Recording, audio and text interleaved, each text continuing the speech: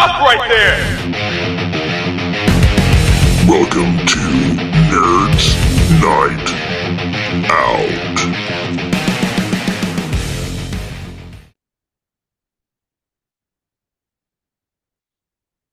What do you have for dinner? What did I have for dinner? I've been sick, so I'm having like a brain fog this week. What did I have for dinner? Holy Christmas! Oh, chicken burgers.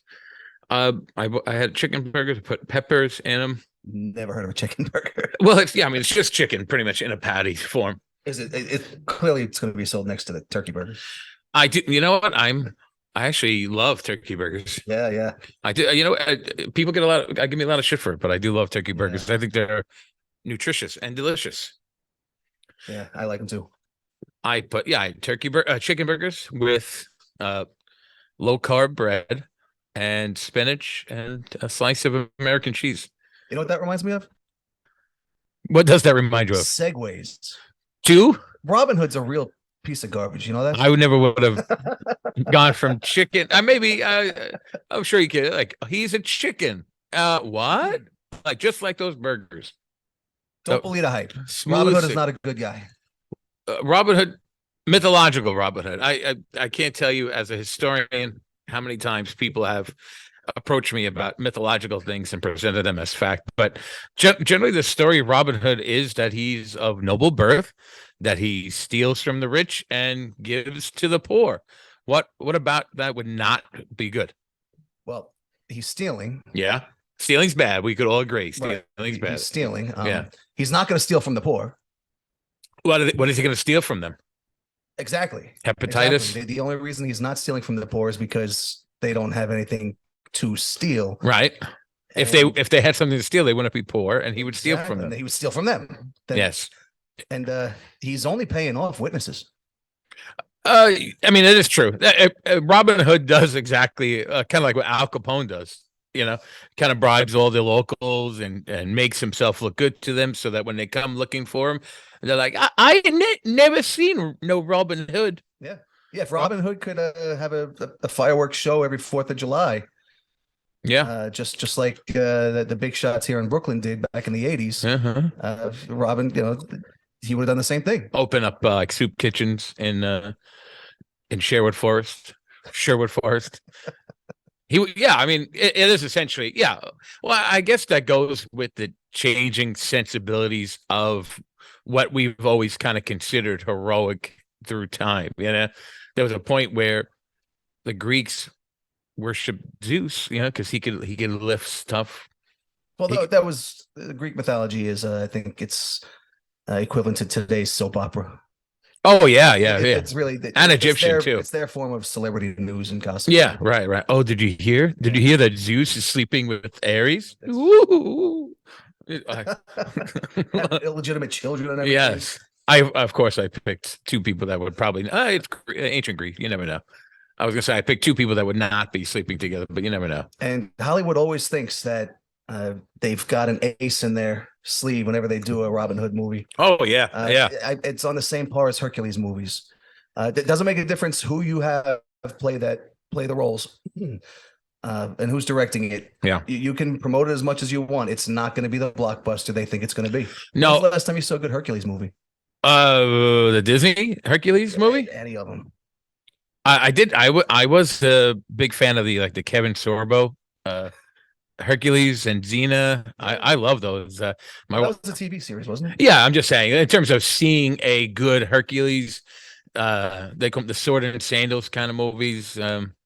Yeah, I haven't seen it. A fun fact is that Hercules is the only character in the Disney movie that doesn't have a Greek name, because in Greek mythology he's Heracles.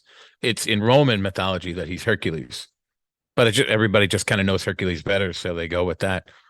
So there you go. I learned you something about Hercules. Nerd. And ladies and gentlemen, welcome to Nerds Night Out. Yes, we are in Nerds Night Out headquarters, deep within. Hold on. This Hollow Earth. This is where we play our entrance music. Oh, hit it.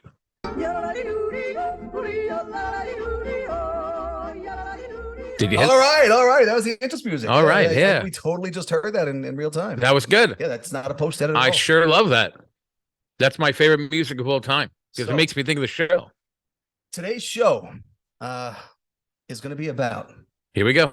Have you ever heard of Action Park? I have heard of Action Park. That's where all the cool kids went when I was a kid to die. there were too many deaths there. Yeah. There were. I wonder because there are an unreasonable amount of deaths that occur in Action Park, and throughout the show, we're definitely going to be addressing the deaths and the injuries and the mayhem. But I'm also wondering, like, what statistically are the injury and death rates at other parks? Like, is Big Bird really good at hushing shit up? You know what I mean? Like, maybe there's a lot going on at Sesame Place that we don't know about, and that Elmo just kind of sweeps it under the rug. You don't need to know about this. Not for your eyes. Stop asking Elmo so many questions. Elmo doesn't get any more attention. Everyone leave. You know, of all of the Sesame Street characters, Mhm. who would you like to have a beer with? Oh, I've got a definite answer. I'd say Oscar the Grouch. Oscar the Oh Grouch. yeah. 100%. As we've gotten older, I'm pretty sure if you're in your 40s, Oscar the Grouch is probably the only Muppet you can, on Sesame Street that you could relate to. The other They're ones supposed to be left alone. I remember a few years back they introduced what they were saying was their first homeless character, and two things really struck me as odd about that. One is that why would they allow that on Sesame Street? Like, why would the residents of Sesame Street allow this? Gonna watch us sleep on the street. Oh, Elmo's going home to his nice bed. What do you like that? They're heartless if they're allowing it. And the other thing is, like, if he's, or I can't remember if it was a he or a she, It's a but she. it was it. Yeah. If she was homeless, well, first that's even worse. God, where are their morals? But if she was homeless, then what is Oscar the Grouch? Like, he lives in a garbage can. How do you not consider that homeless? Yeah, he could just lay out a piece of cardboard and invite her to his house. Yeah, I know. So, I mean, it just seems, but I'm sure there are other injuries that are taking place at other parks. Probably not to the level. Well, other parks document all the injuries. Mm-hmm. Yeah. What did Action Park do? Not so much. Not so much. Not so much the recording. Yeah. A lot like the whole Robin Hood we were talking about, paying off witnesses. He was paying off people he needed to pay off in order to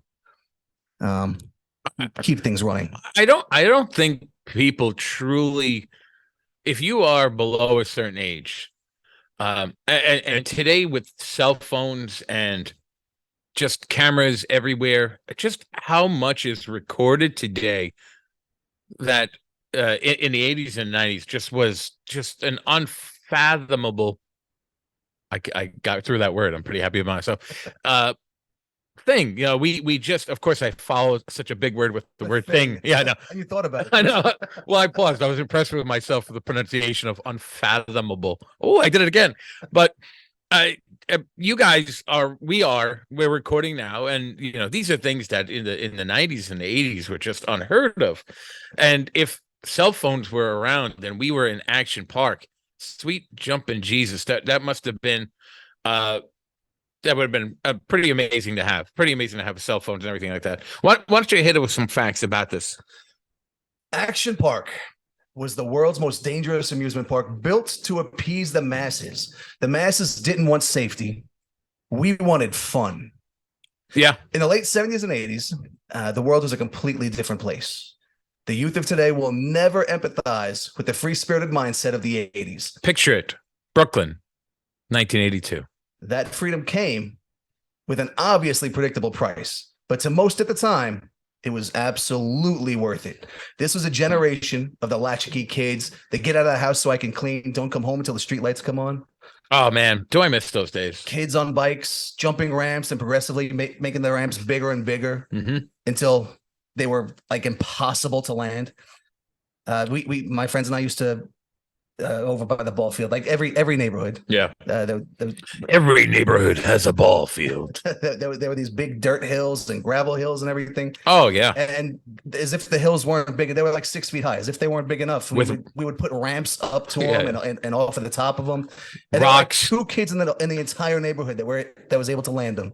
Yet it didn't stop any of us from attempting. They were called heroes. They were. Yes. Yeah, they were. I could tell you their names. Go ahead. To this day, I can still tell you their names. I'm not going to. No shout outs. No shout outs. I mean, mountains like that were just full of. I mean, I look at them now, and you as parents now, you look at those things through completely different eyes. You look at that giant hill, you're like, what?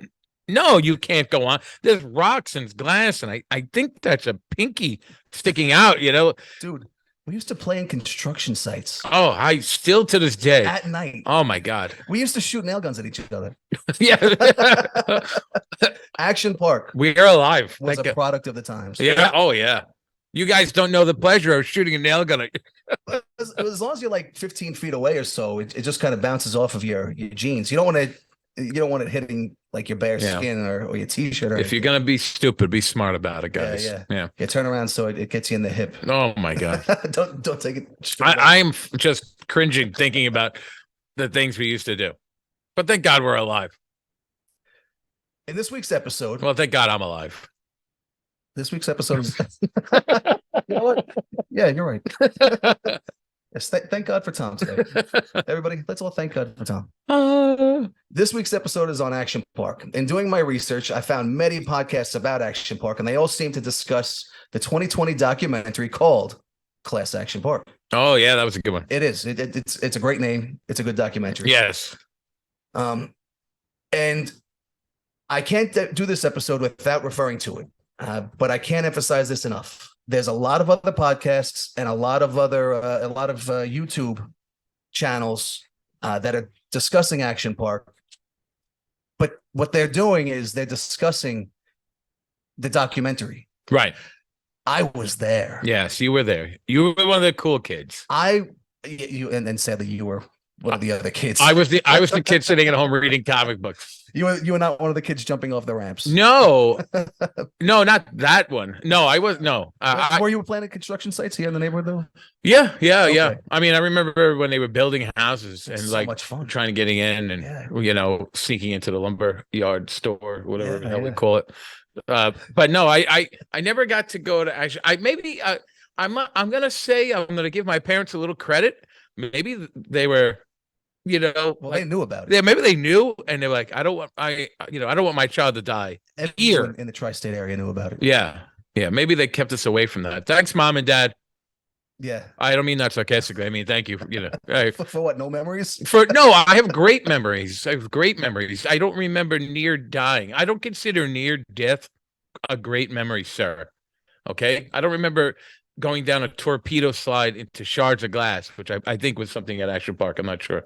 I might have just made that up. Yeah, there was the ball pit full of broken glass. Yes, that's the one I was thinking of. There was no ball pit full of broken glass. I went there at least 3 times every summer from the age of 12 until I was about 18.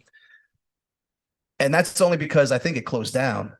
Yeah. But then it reopened again back in 98. I remember they tried to as Mountain Creek. Yes. Oh God. And you can't repackage hell. It wasn't the same. It was just a watered down version of Action Park. Pun absolutely intended. Oh, watered down, he said. It was a watered down. Look at that. That's a water park pun. You don't get a lot of those. Suck it, other podcasts covering Action Park. They're just fine, but they weren't there. I'm gonna skim over adequate a lot of the park and really focus on my experience with each of these rides, that at least the ones worth mentioning. Okay. Now, some of our listeners may not have heard about Action Park, like our loyal fan base in Peru. Shout out. Oh, shout out. And Poland. And Poland. We love you, people of Poland. Especially Peru. I'm more so Poland. Sausages. I'll fight you about it. I don't know any Peruvian foods except for those people in the Andes. Empanadas. Was that? Did you hear my joke though? Andes? Yeah, the people in the Andes. Right? Is that the Andes? Where was they? Where were they Peruvian rugby team? The one that crashed in Andes? I don't know what nationality they were. I don't know either. I assume they were Peruvian. I don't know why. Was that a cannibal joke? Yes, it was a cannibal joke. Tasteless. Oh, tasteless. You see that? You see what he did there? He turned my cannibal joke into a pun. It's a gift only a father has. Action Park was a theme park that was owned by an adult, but completely run by teenagers that were tired and hungover from partying with the other teenage employees the night before. The only time I remember seeing an adult is when I saw three men at the top of the mouth of Cannonball Loop. Doing a bathing suit check? They were standing there with clipboards. Close. I was close. Now, we're going to get back to Cannonball Loop. I have to talk about it, even though I never actually went on this. Yeah. I don't think Cannonballs made loops, like can make loops. It doesn't seem like a... Ironically enough, I love that you said that because in Looney Tunes cartoons, they do. Okay, well, that's... And that's exactly the kind of imagination that was used to design almost all of these rides. Look at that. The one man that I saw when I saw those three adults that clearly weren't park patrons. Yes. I believe one of them was the owner, Eugene Mulvihill. Did he have his finger firmly wedged in his belly button? No, he was wearing a suit. Close. And I remember thinking to myself, the other people were wearing like polo shirts and stuff. But collars up. There was a guy that was wearing a full suit, buttoned up and everything. Yeah. And it was a hot day that day. Yeah. And I remember thinking to myself that's crazy. But in watching the documentary, I think that might have been Uncle Gene. Hey, Uncle Gene. They called him Uncle Gene because, remember, the whole park was run by teenagers. Yeah. Very formal. You want to call the guy in a suit Uncle Gene. I don't appreciate that kind of work ethic, folks. It's borderline creepy, but I guess it was a different time back then. No, I don't know. I feel like it would be creepy even by 80s standards. I do think creepiness is like a non-chronological thing. It doesn't like it avoids time and space. Creepiness. Just watching these three men watch children. No, I feel like creepiness is definitely a society thing. We're talking like 30 years ago. Yeah. I don't, I watched enough Stranger Things to know that the 80s were, they knew what a creep was. And I know I lived through the 80s too. Yeah. But also Stranger Things. Congratulations. Thank you. The story of Action Park starts when I was just a baby. Uncle Gene had been caught and kicked out of Wall Street for doing a penny stock pump and dump. It's a common scheme to make money at your customer's expense. So he was no longer allowed to trade stocks. He invested in a large chunk of mountainside land in Vernon, New Jersey, a quiet blue-collar town. He turned it into a ski resort. Having relatively short ski seasons in New Jersey, the resort didn't have enough snow on the ground long enough to make enough money for Uncle Gene. Oh, sorry, Uncle Gene. Well, like if only there was some way he would have known what the weather was like annually in a place. He had a plan. Did he? He did. Did he? Uncle Gene then had a snowblower made. Oh. And this was no ordinary snowblower. It was the pure world's cocaine. Largest snowblower. Now, I remember seeing it. I didn't know it was the world's largest snowblower, but I did know it was a snowblower, and I did know it was huge. It was huge. Gentlemen. Huge. Brooklyn, huge. New York City, huge. It was like the size of a house. The snowblower. The snowblower was huge. Huge. Would you want multiple snowblowers, like multiple smaller ones instead of one gigantic one? I don't. Yeah, I would. I mean, yeah, right. I mean, just like. I think from the very beginning, you got to question Uncle Gene. Is he alive? No. Oh, no. He didn't die very long ago, but no, he's not. He's not with us anymore. He died in a park. Did he? No, he didn't.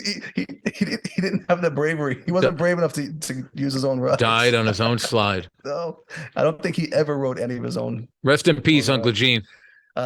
It was powered by a commercial airliner jet engine. It was a jet-powered snow. That just right. And you definitely want. I can picture teenagers running that. You got These are the same kids that let Jason Voorhees drown. And Yes. now you're giving them a Yes. jet engine that creates weather.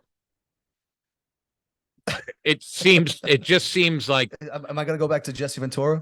it just seems They're controlling the weather. they're controlling the weather. None of us can do Jesse Ventura, I'm trying to do my Jesse. but it comes out like Jimmy Stewart. But it just doesn't seem. I think that's going to be the general consensus for the discussion tonight. Is series of illogical decisions that are being made on behalf of what should be responsible adults. I guess when you Well, start that was rather logical. It did extend the season. yeah, On the front side and the back side. okay, And then Gene, Uncle Gene to you. he took the same philosophy of skiing and brought it to the summer. What I mean is Summer he skiing. wanted to make money during the summer too. So when I say he took the philosophy of skiing and brought it into his summer project, when the slope turns left, it's up to you to turn left, or else you're going to hit the trees.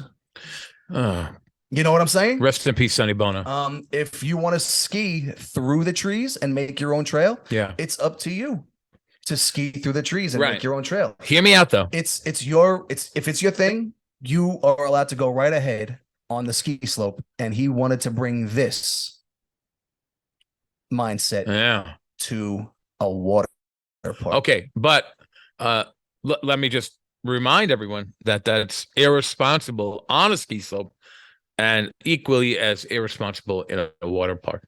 Well, there are signs on a ski slope. Don't do it. Right. But if you do it, do you get kicked off the mountain? I don't know. I'll answer that for you. No, I don't. I've gone to watch people ski. dude. I don't tempt gravity. When you burp, can you turn your head back? No. You must I taste my smell burp. chicken burger. Oh, it's so delicious. You really are missing out. No. You should enjoy that. Breathe it in more. I am. I can't breathe it in any more than I already If am. you, as an audience, could understand the deliciousness of my burps, of chicken burger and Miller Lite. it's just a terrible combination. I'm not even gonna. I was trying to make up a story, but it's just awful. I could taste it. Me too. It tastes like chicken and acid. I'm not that close to him, ladies and gentlemen. No, I shouldn't be. but I'm gonna. Shouldn't be this involved in his stomach. Yeah, care. I don't want to burp into the microphone, so I will be. I have two directions I could turn in: one where you are, and one where you aren't. But I'm going to keep coming back to where you are. I'm not going to lie. All right, Jamie, he's our producer. Jamie, make sure you cut this out in post. Don't do it, Jamie. Who pays your salary, Jamie? Damn. Uncle Gene made a water park that was absolutely revolutionary. And at the time, it was the biggest water park in the world. Action Park was only the second water park in the United States, but it was still so awesome. To me, it was the first. What was the first? Who knows? It was not nowhere around here. Right. It was so far away. It's not even an option. America is really big to my family in Peru and in Poland. Yes, it's a very geographically large country. It's gigantic, very diverse. You guys are always welcome. You want to visit from Peru, Poland? Stop on by. Now, this water park was so awesome. It was forced to buy 2 of their own ambulances because the city just couldn't keep up with the park's major injuries. Okay, so awesome that I had to buy 2 ambulances. That's a lot of fun. For who? For the not for the EMTs that are on the shift. Right. But for the people getting brought into the ambulance, they had a great time up until. And so they ran the ambulance. So I'm picturing like a 16-year-old driving the ambulance. No. They were like real. They were real. Just which way do we go to the hospital? Well, no, it was the ambulances. They were city EMTs still, but the city didn't have enough ambulances. Yeah. I mean, I'm sure they got to keep coming back time and time again. Well, if there's an actual emergency to the people that pay taxes in the town, there was no access for them to get to the hospital because all the ambulances were at Action Park. On behalf of everyone who's like logical and sane, I want to apologize to all the people of Vernon, New Jersey. First of all, for the name, but secondly, for the idea that you had to go through all of this and pay your taxes too. Those poor people. Ugh. Yeah, really, a bunch of out of towners that are littering. Oh God, God knows what else. Yeah, it was a quiet town. Fornicating. It was a quiet town up until Oh, we could say fornicating. let me try. Franklin Newton. Well, all right. I could say fornicating. I can't do it. No, I that's the can't say it. Swedish version. Say it slowly. Fergen. Fornicating. Okay. That's just going to be the clip. Just us try to. Okay. All right. Now that we got that out of the way, I'm starting with the good stuff. I'm only going to discuss what I've done, except for the Cannonball Loop, and we're going to get there. I'm really curious to see if you lived. Motor World. There were battle tanks, super go-karts, and little F1 racing cars, little speed boats, bumper boats, and the slingshot. To be honest, I never went to Motor World. Why is that? Was that like the kid? Like no, I-94 separated the park into two halves. There was a bridge that connected them, going over. I burped left. The bridge going over I-94, and there were a couple of occasions that someone in the group would talk me into going over the bridge. And from the bridge, you could see the Motor World very clearly, and it always looked hot, smoky, and dry. And even the boat section was just looked hot and smoky. What do you mean by smoky? Exhaust. Oh, okay, smoky Yeah. as okay, I got Yeah. you. They're from the engine of these things, Yeah. right? Motor World was where the huge German style beer tent was that was discussed in the documentary. But I never went to that beer tent. Well, you were probably. Well, how old were you? You probably didn't make a difference. You were too old to go. Yeah. For Action Park standards, you were too old. Yeah, it didn't make a difference. I heard a bunch of my friends did go over there and they did get a beer or two. Oh, they would put them in a Coca-Cola cups. Tasty. Yeah. It really, you didn't have to tip extra or anything to get anything. It was just a 15-year-old kid just behind the counter, giving beer to another 15-year-old kid. It really was no thing. The documentary does talk about the park being full of underage drunks and lots of fighting. Yeah, I never saw anyone looking intoxicated, and I never saw a fight. And I was there often. Now the people, the people telling the stories were the employees, right? I'm sure they saw a lot of it. They saw much more than I did. Yeah, I was only there a few times. This is my point of view, right. Just as a. Customer. Listen. I don't want to toss this out there. I'm not going to accuse any of them as also embellishing or telling things that aren't true. But I would imagine that with the notoriety that Action Park has, Accident Park, or Fast Action Park, whatever you wanted to call it, I would imagine that working there gives you some like storytelling capabilities where you could pretty much say whatever you want and. Really, no one's going to question you. I'm not saying that, and no one's going to believe you. When I don't know my kids about Action Park, they did not believe me. They thought I was just being silly. All right, but listen, and I love your kids, but I'm talking about in terms of the context of this, they are like uninformed. They're not aware. But the people who know the story of Action Park. And they're like, oh man, you worked at Action Park? And he'd be like, yeah, man, they used to shoot like raccoons down the slide and right into like a pit of lava. And you're like, no way. Like you could say something like that within the context and get away with it, is what I'm saying. Like for those who know Action Park, you could describe any amount of insanity. And it would be plausible. Right, it'd be plausible, right? Like, oh, that raccoon, get out of here! Oh, and then you know what? Even worse is you probably get someone. I remember that. I remember that. Yeah. I remember they used to shoot those raccoons right down the slide, man. That lava was crazy. That's it. Crazy lava. I don't know where all this is coming from. I don't know where they're getting raccoons. Well, crazy lava is a great segue to the Alpine section. I don't feel like that's like the opposite, but okay, I'll take it. I remember once seeing a skate park at the end of one summer. And then when I went back the next summer, there was nothing there. It was just dirt and weeds, and it was actually pretty surreal. Do we have a lot of listeners in New Jersey? Do we know the state breakdown? Because I was going to say just dirt and weeds. I think that's 99% of the state. Jersey joke. Got him. Well, really, if you are from New Jersey, I'm just kidding. I love your state. No, that was a sick burn. Sick burn. Sick burn, Jersey. How can you tell the difference between dirt and the rest of it? Concrete. Uh, There's no dirt in Newark. no, It's just it's concrete. concrete. There was a bungee jump station over there. I jumped it once. I paid $25 cash. I got strapped in. There were 2 places to jump from. There was not much of a line. The ride attendant looked no older than 18 and said, and I remember the quotes because they all kind of like said the same thing. Yeah. Don't die.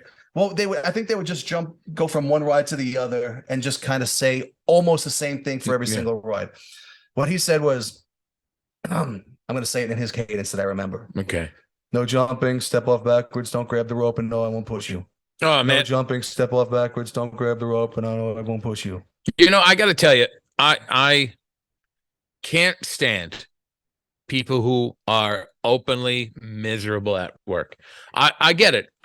No, listen, hear me out. I get you're miserable at work. Like, I get you don't like your job at the bungee jump all day saying the same thing. I get it. But like for some really young child with very poor judgment, I mean you, going on that ride, paying $25 extra to go on a park ride that you already paid for, which I can't abide by it. I don't endorse that kind of foolishness. Don't pay for a ride once you're in the park already. That's extortion. That's like microtransactions. But if you are going to work there, sell it. Let me enjoy the moment. Sold. I already paid. No. I meant that as the person is getting on that bungee jump, something that should be generally a thrilling ride that I'm sure you're super excited for, sell it a little bit. Like, hey man, you know, enjoy the ride or something like that. Whatever the hell he had to say to you. What did he say? No jumping, step, don't grab the rope, whatever, No, I won't push you. Yeah. He's already answering a question. I know. Like, I get it. You're miserable. You know what? And I said this, and I think I saw a comedian. I know I said this before. It's like those people at Subway and that make your sandwich and it looks like they just long for death, and I am super excited to get a Subway sandwich. I'm getting a sandwich where I get to pick everything I want and I don't have to make it or clean up after it. And it's the greatest thrill of my life. Yeah, I'm paying a lot. I know it's not a foot long. Ireland said that's not real bread. It's mostly sugar. But the idea is I'm happy to get it. Let me be happy. Sell it a little. These darn people that don't, and I apologize for my use of the word darn, these people who just don't let you enjoy it, they are patu. They are scum to me. They are dead to me. He's a kid. I was a kid. I sold. It was hot as heck. Ooh, HE double hockey sticks. Now, I also remember. Wait, I get that he's a kid. Yeah, he's a kid. I get that he's a kid. But at what point is that not a legitimate excuse for things? Like, when do you stop excusing? Because there are children that I'm sure, young people like 18, however these people are, that were merchants of death essentially at this park. How they can at least sell, because this may be the last human voice you hear. No, it was way too safe. The bungee jump? Yeah, no, you weren't strapped in by your feet like those adrenaline guys jumping off of bridges. I was wearing a harness. The harness was attached to like at my belly. The rope was attached to the harness at my belly. Okay. So you had to step off backwards. I put on. It took so long to put this harness on. Yeah. That I felt way too. This is Action Park. No, it would have been fun if I was doing this, at a church luncheon gathering or something in the neighborhood. But to actually go all the way to Action Park and feel this safe, it was not at all exhilarating. You felt safe? Do you think that's the nature of the harness? Like, do you think it kept you safe, or it was just the illusion of safety? Well, the harness kept me from actually plummeting to my death. Stupid harness. And the fact that it was on, it was on so tight, and it took so long to put on and everything. Yeah. Yeah. I paid $25. They better give you a little spectacle with it. Or maybe he just didn't sell it to me. Maybe that's why it wasn't exhilarating. Yeah, maybe. Right. If he had sold it. I couldn't wait to get out of the harness and go do something else exciting. I don't remember where I went, but I probably went to the Alpine slide. which is still in the Alpine section, and it's on the way out to the water section. So, Right. in all honesty, I don't remember where I went, but if I were to do this right now, I would be going to the Alpine slide. And now we're going to talk about the Alpine slide. I still have a scar on my arm From the Alpine from slide. the Alpine slide. When I first went to Action Park is when I got the scar. I thought it was just a normal amusement park. I thought I was safe. I remember getting on this. You have to take a ski lift to get onto the top. Right. And I remember getting onto the ski lift and thinking, this is dangerous. There was no bar going down to stop you from I remember and I was on by myself. This was the little track thing with the handle. Yes, you're on a little cart. Yeah. In the middle and you have your knees up at your chest. I didn't go to Action Park, but I did ride something similar at a different park as a child in the Poconos. Not lame. No, not lame. Lame. Safe. I remember thinking on the ski lift, it's going up, thinking this is my 12-year-old mind, like 13-year-old mind. I remember thinking, if I slouch, I will die. Yes. It was like a 30-foot drop, and I remember being scared just on that. And I was sitting there alone. Like my mom took me. Right. Well, I thought did she go on one of these rides? No, she didn't go on. And the kid, and we separated from some of the kids that we went with. So my mom just took me over to the Alpine slide. Good thinking, Mrs. Q. Kept them safe. Kept yourself safe, at least. That's good job, Miss Q. Is now a good time for me to take a pee? Yeah. Okay. And we'll be right back. Oh, you can add that in. After these messages from our sponsors. Seatbelts. Oh, it's going to be an Action Park commercial. Not seatbelts? Yeah. Okay. Baby, let me take you where the action's hot. Action Park. You can ride the excitement and feel the park rock. Action Park. The action never stops at Action Park.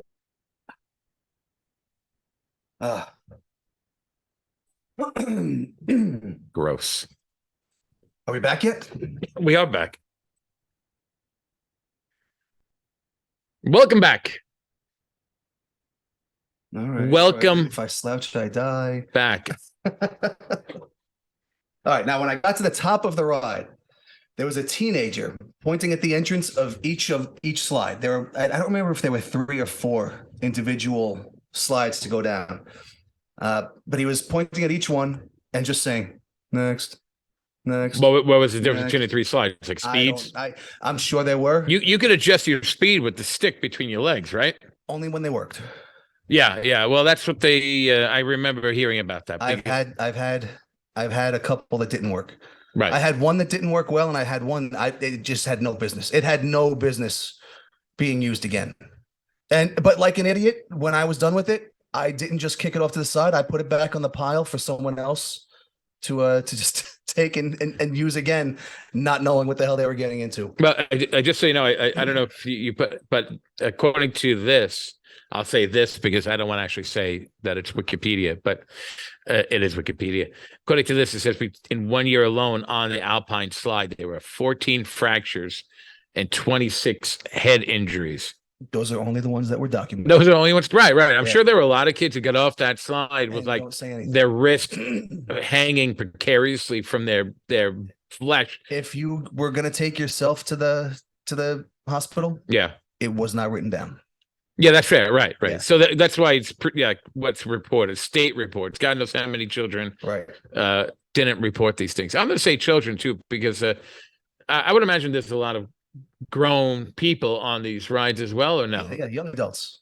But all under the purview of young adults, would you say? Like, do you remember other than like the 3 adults that you saw? My uncle used to go and do a bunch of the crazier rides.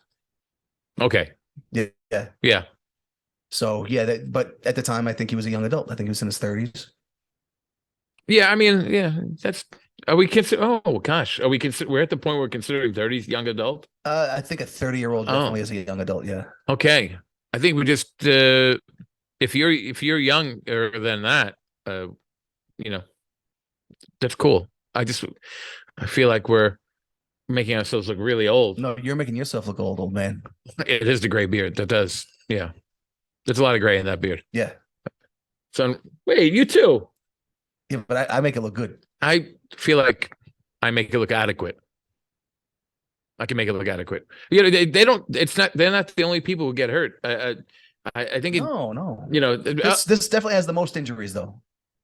goddamn Sesame Place. That's got to be up there. I do remember something about like a grown. I think a 25-year-old man. I mean, young adult. 25-year-old man who got hurt on the slide. I don't know why he was on this slide, but he got like $700,000 in some kind of class action lawsuit.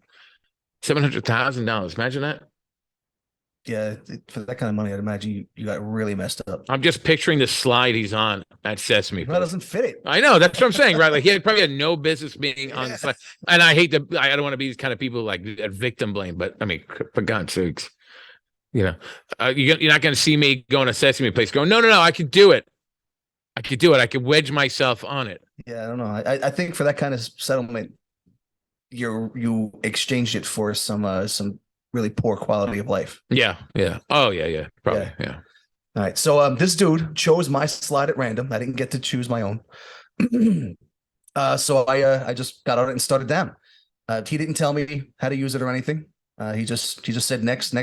Yeah. And how did you use it? You had to pull back on that lever, right? Pulling back was the brakes. So to go faster, okay, you just let go. You let go. But I remember for me to go faster, I still thought I was somewhere safe. I remember I didn't feel safe on the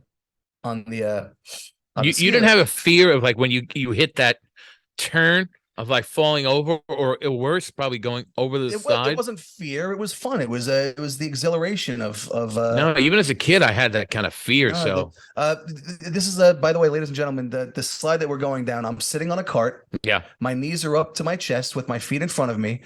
And between my feet is a handle. And when you pull back on the handle, but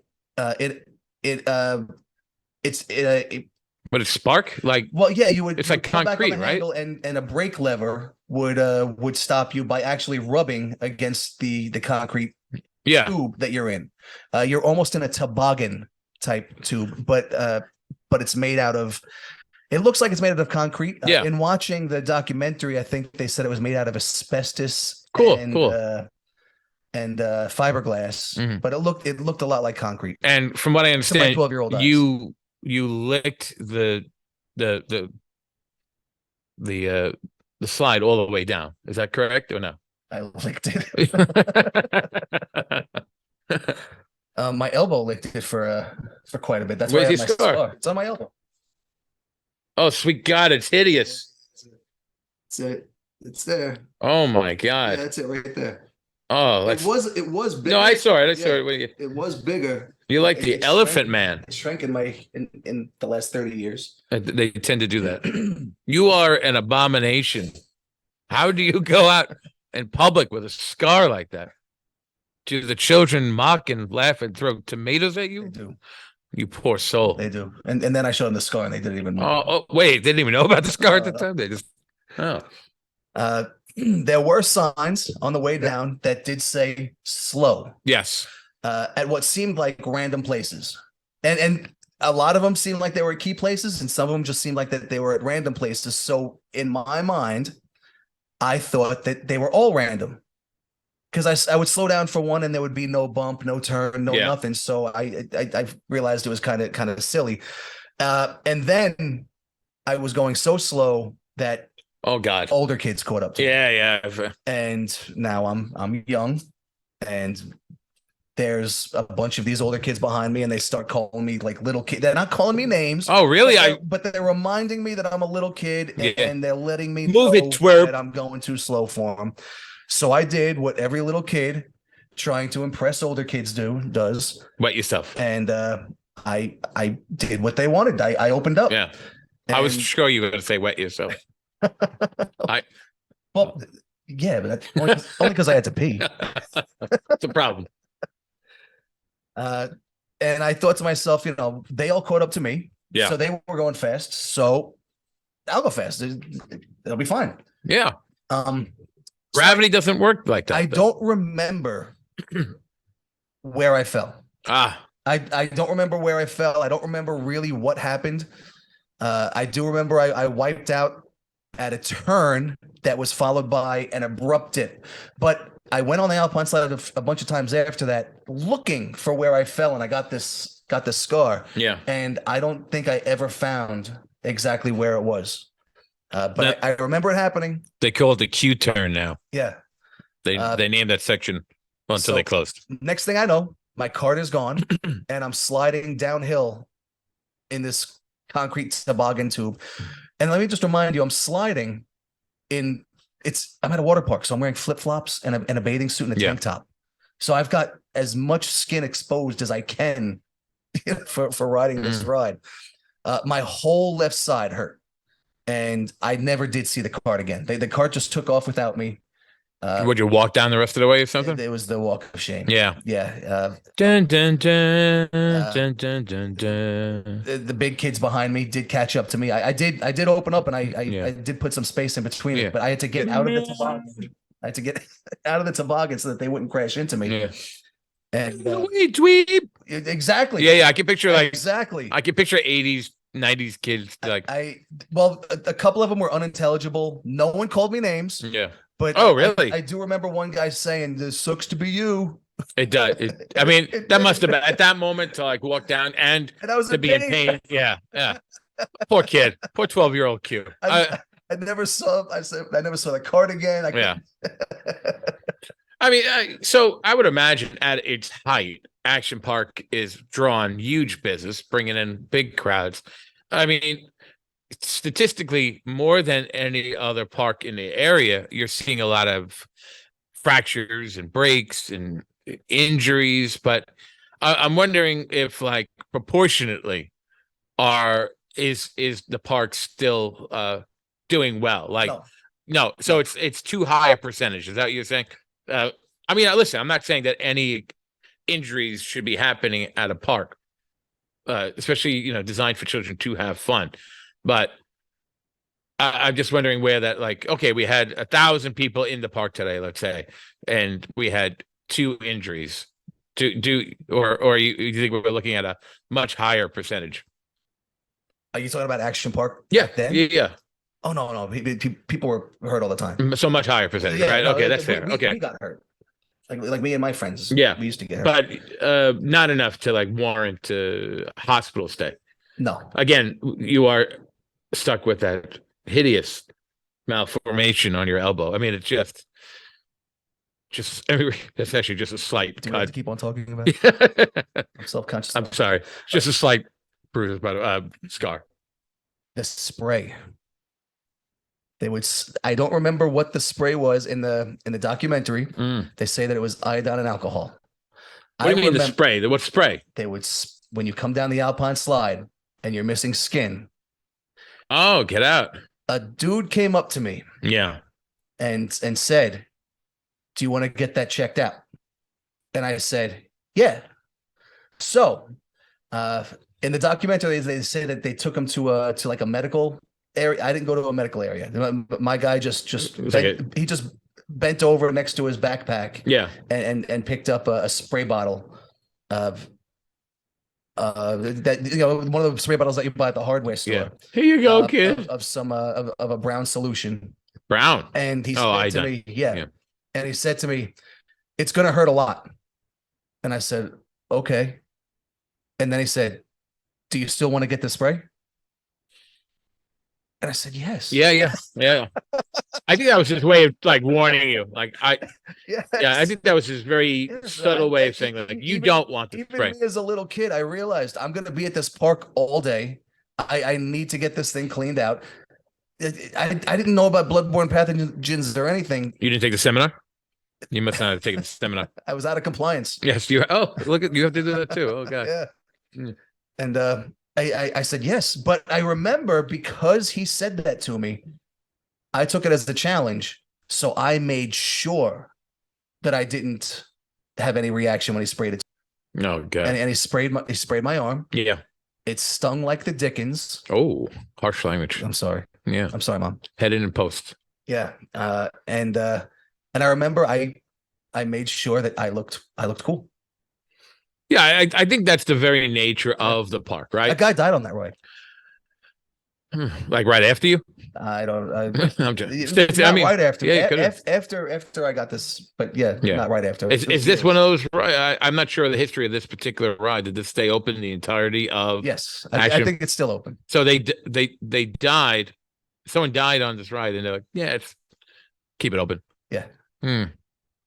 Yeah, they just put up some more slow signs.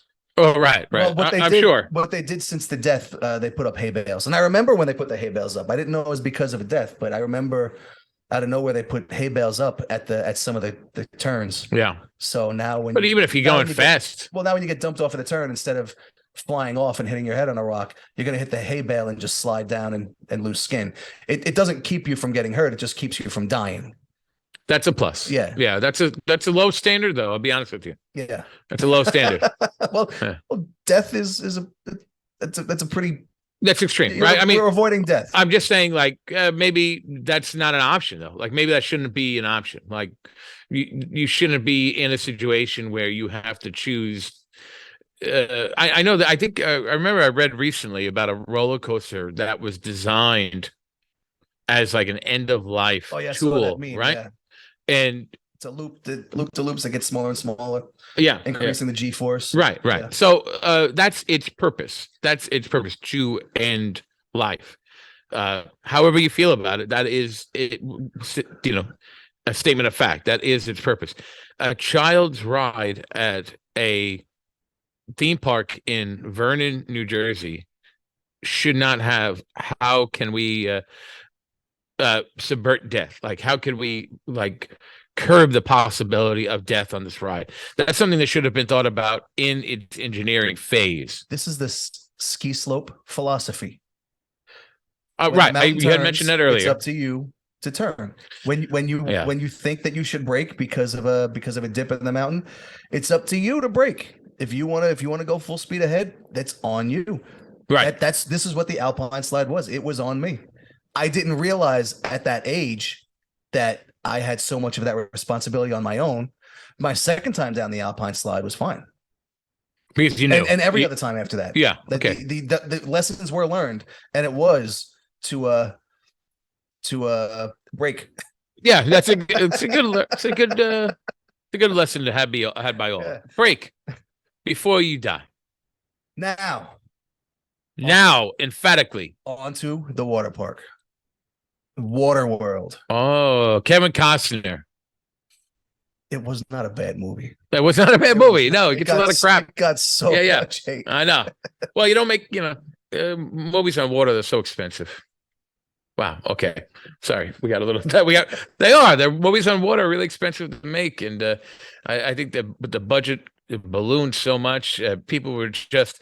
It's like that self-fulfilling prophecy concept. Like, you think you're going to dislike someone or something, and you will find the thing to dislike about it. Whereas the inverse is true. Like, if you like someone, you will ignore their faults. I think with Waterworld, people set out to hate it, and they found things to hate. Yeah. I think people were told to hate it, so they just did. Yeah. I agree with you. Yeah. More love for Waterworld. That's what this world needs. Waterworld was where the real danger was. It's my favorite part of the park. This is where we're going to talk about. This is where. This is it. This is the place. Right. This is where I came to Action Park for. When entering Waterworld, there was one slide right there in your face.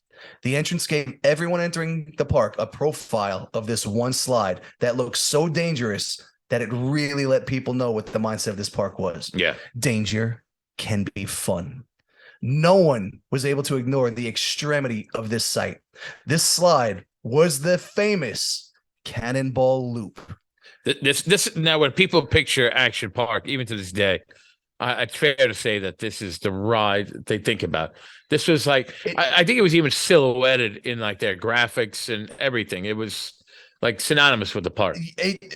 Just on entering the park itself, it was put right there with a perfect silhouette, and it looks so crazy and dangerous. Yeah. If you're having a hard time picturing this ride, picture like you ever see like the Swedish guy who's standing on the mountain blowing into this giant horn. Is that fair to say? Except the Ricola commercial. yeah, Ricola. And This episode was brought to you by Ricola. It's you put it in your mouth. I don't know what the tagline was. I can't remember. But so if you picture that long horn, but except at the end, it curls like an elf's shoe.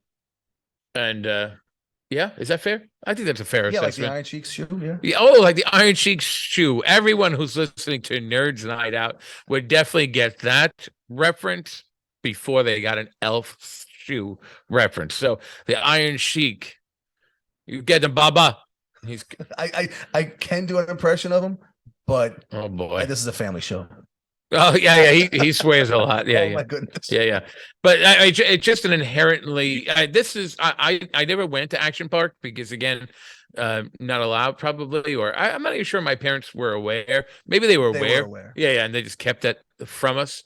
But in history, when people think about this park, I would imagine that this is the ride that people think about. Even though no one's ever gone on it. Say again? No one's ever really gone on it.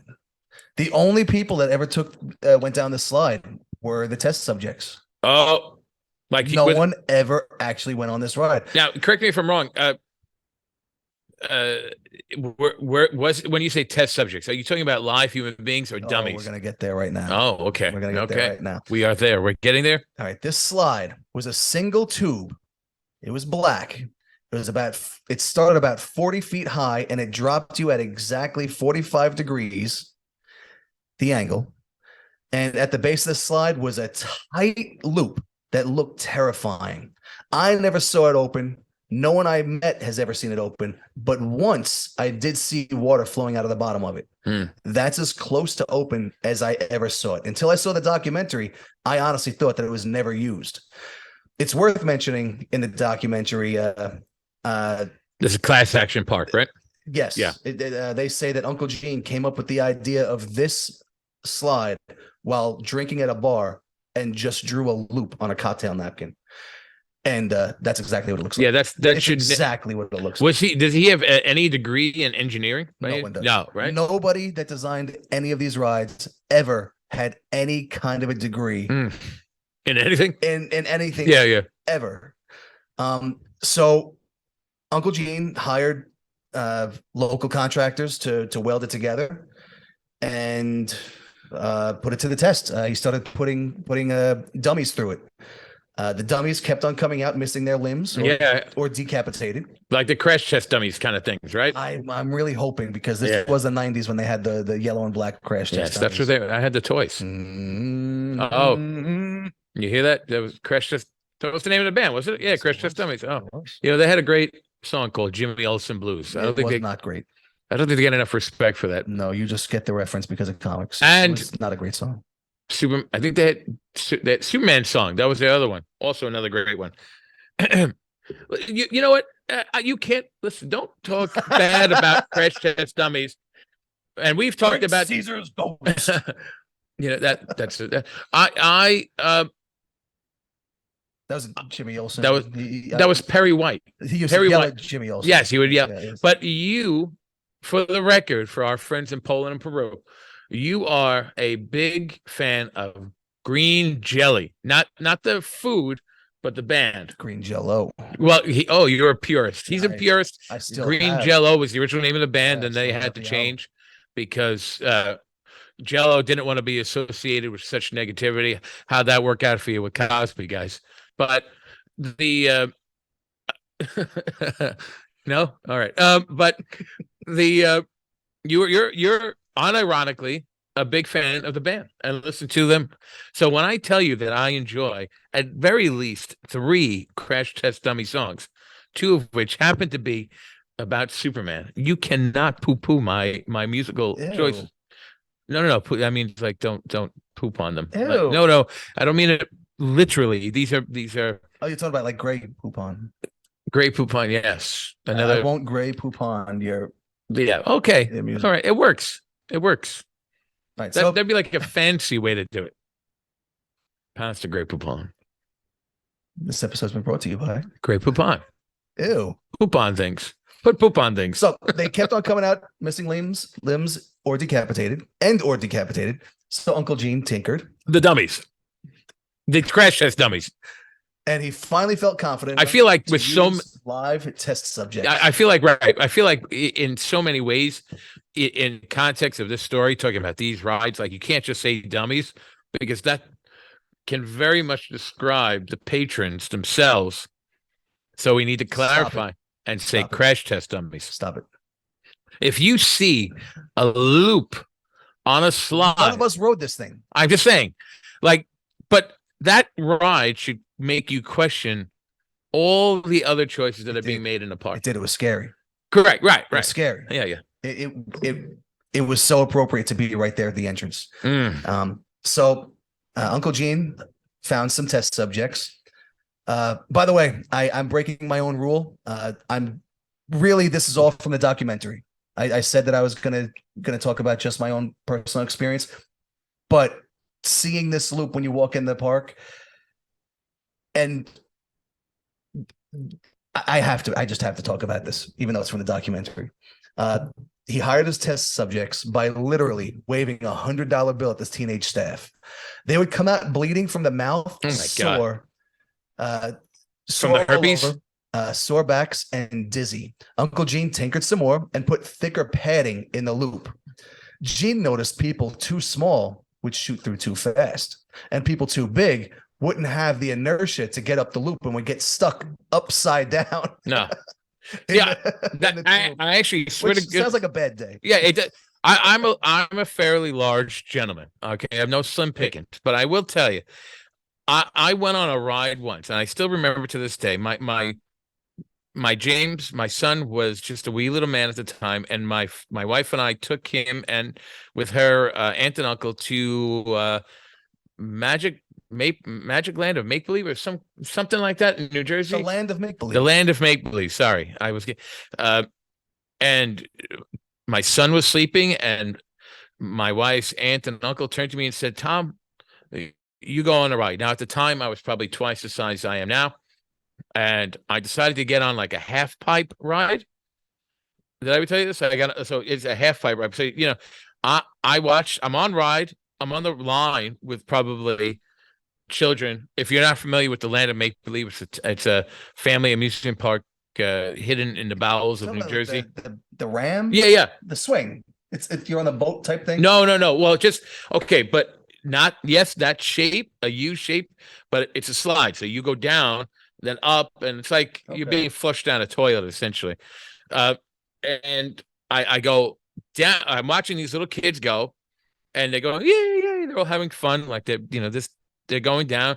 And it's that point, I think, at that point, I think I was actually teaching science. And I remember thinking, I know physics. I have a lot of mass. I'm going to go on this slide, and my speed is going to be insane. And I was right. My fat butt went down this slide so fast, like a misshapen bullet. And no, it's just one at a time. So it's so safe. Lame. My pudgy little toes hit the lip on the other side, which no child had done because they didn't have the mass to do that. But since I had mass and speed, I hit like terminal velocity. I must have been going like 125 miles an hour. Yes, I know that's exaggeration, but it felt super fast. It's not an exaggeration of terminal velocity. No. That's actually, I think that's true for humans. I think terminal velocity for humans is about 125 miles an hour. Yeah, I think it's the fastest we can fall. I feel like that's true. I feel like it's wrong. I'll look it up in a second. But Jamie, can you pull Jamie? that up Jamie, can you check that? I'm always right. You said. Thanks, Jamie. I can always count on you. I hit the other side, and I thought I was going to die. And it took me twice as long to stop rocking and to finally get flushed out of this thing. And I get off, and I'm shaking like a bowl of jelly, so nervous. And parents are going on the ride with their kids, and they're looking at me. I'm like, no, it's not as scary. I'm just fat. And it was terrifying.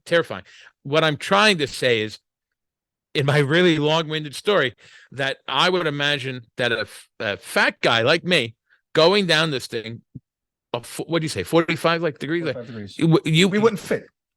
Oh, The tube itself, we wouldn't fit. Okay. All right. So let's say it is a tube that I would fit in, which is always a No, I remember seeing this tube. It was meant for the skinnies. Yeah. Yeah. Oh, you skinnies, you get everything. Yeah, I don't think a 6 foot man, unless he was really lanky. Yes, I'm 6 foot, as far as you know. Yeah, no, this was actually for not smaller people, but not big people. Yeah, so you had to be the right size in terms of height. Even a regular dude with broad shoulders, I don't think would. Oh, okay, all right. Yeah, but I was going to say, because a small, tight little tube. I think I would torpedo down this thing. I feel like I can make the loop, is what I'm saying. I could defy physics. I bet you're right. You know what? Let's ask Uncle Gene's son to open this up and tinker a little bit. Is he still out there? Yeah. Is he water parking? He's the one in charge of the new park. The new park? It's still there. Is it? Yes. Action Park is still in Jersey? It's not called Action Park anymore. Death Park?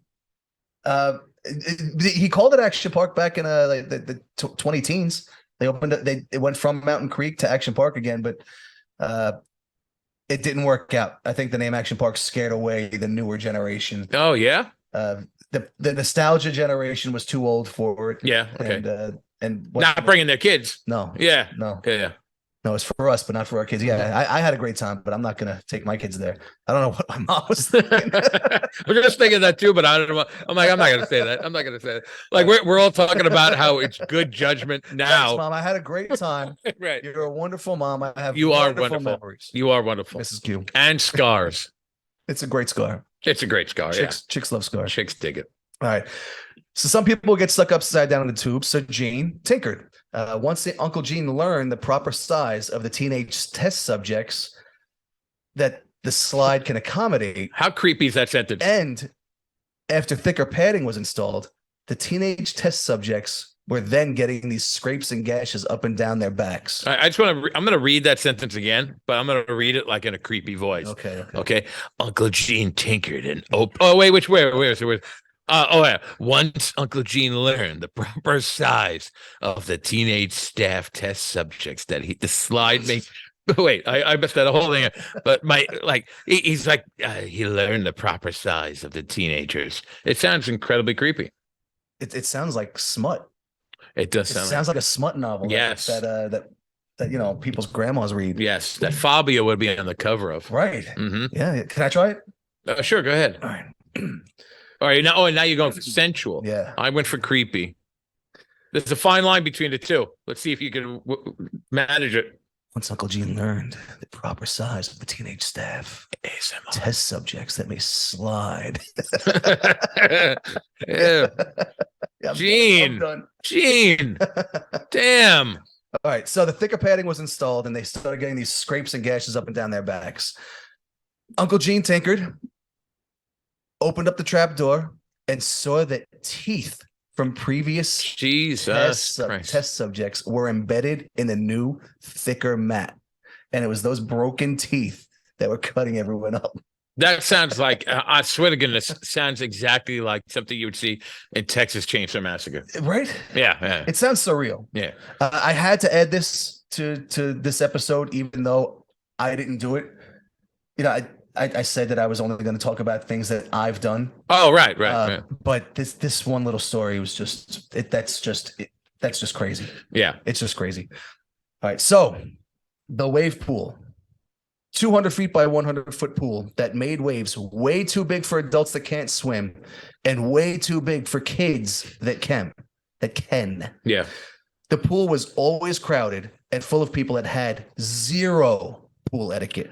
But is it fair to say, and if you've ever been in one of these pools, like tidal wave pools, whatever you want to call them, that seems to be like par for the course. Yeah. No etiquette. You're slamming into people. They're way too crowded. God knows what is in the water. I don't think we find out what's in the water. No, but I mean, other than bodies, I don't think I've ever taken my children to a water park and them not. They always get sick. Every single time. Coxsackie, yeah. Yes, I couldn't remember the name. Speaking of, is that foot and mouth? Speaking of of Sesame Place. Yeah. Every time I heard of a family member or friend taking their kids to Sesame Place, they came home with coxsackie. True story. Because Elmo pees in the water. True story. I have to. Splashing at strangers, people tackling their friends were perfectly fine with taking out strangers by accident. Yeah, all right. Spitting water like their lawn sprinklers, also hitting strangers by accident. The wave pool was kind of whack, and the only people with no beach or pool experience were the ones that had it fun. Were the ones that had fun in it. Yeah. People that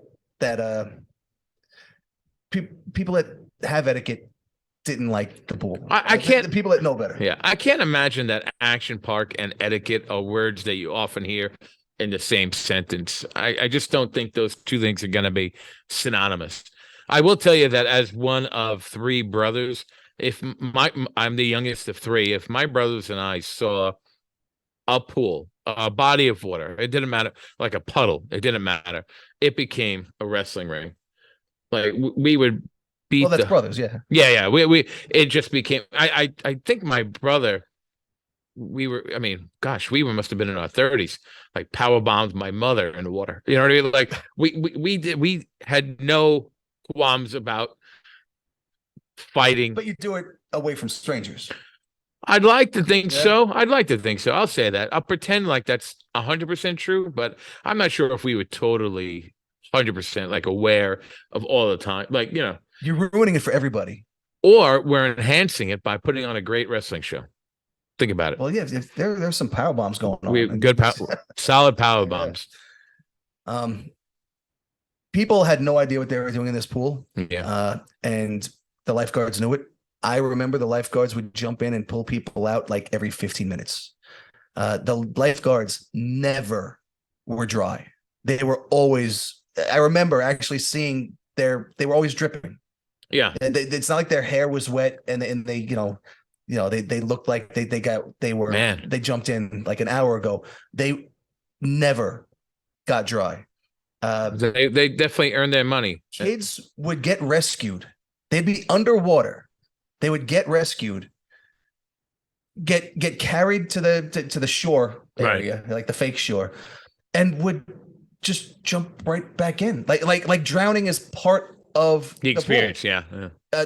I drowned at an action park. Their parents would never know that these kids drowned. Their parents will find out that they drowned at the end of the day because they were going home. If you found out, how was your day? Yeah, you told mom, I almost drowned in that pool. We're going home. No, when you get pulled out, you're drowning.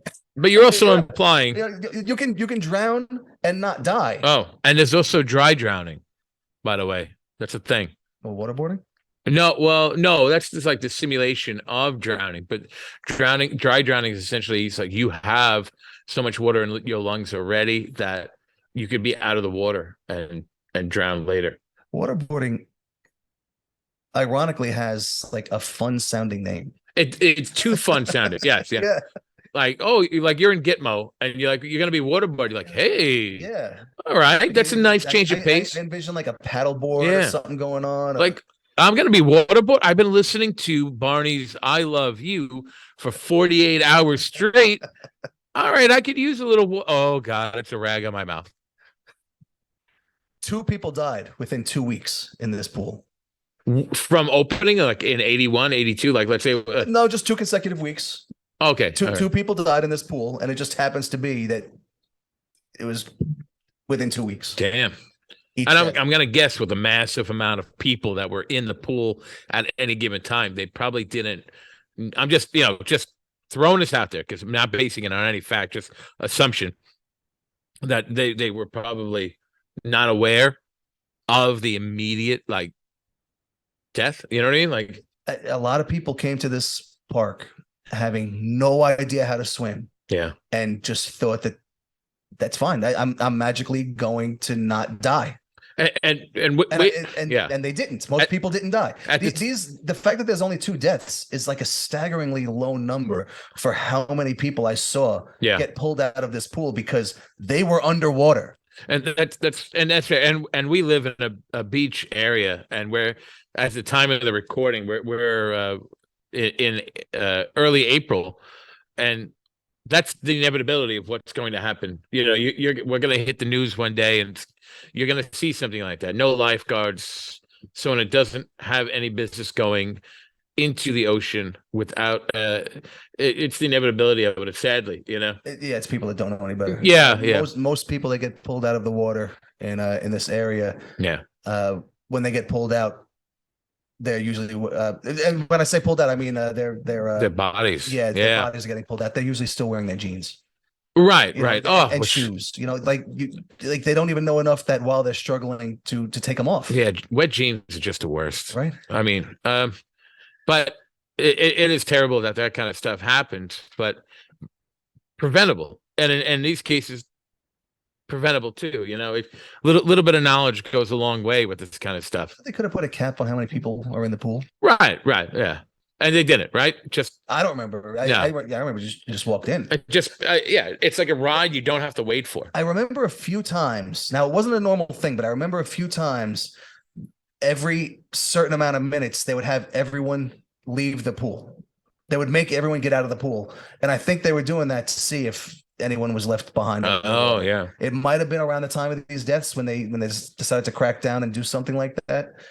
I don't remember they did it for a very long period of time, but I do remember they did do that, and that was a weird rule because people really didn't want to get out of the pool.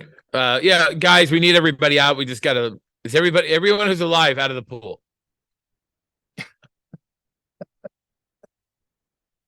You ever see? That guy's not alive. Oh, sir, he's lying. Oh, now I remember the wave pool being a little bit hazy, and the documentary actually brought this up.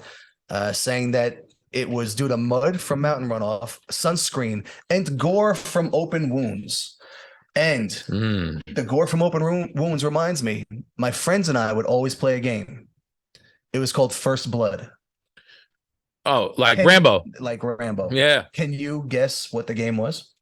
To pretend you were a Vietnam War veteran that had been shunned by society, just wanted to be left alone, but a local sheriff was bothering you. Just passing through. Just want something to eat. Did I nail it? Was that it?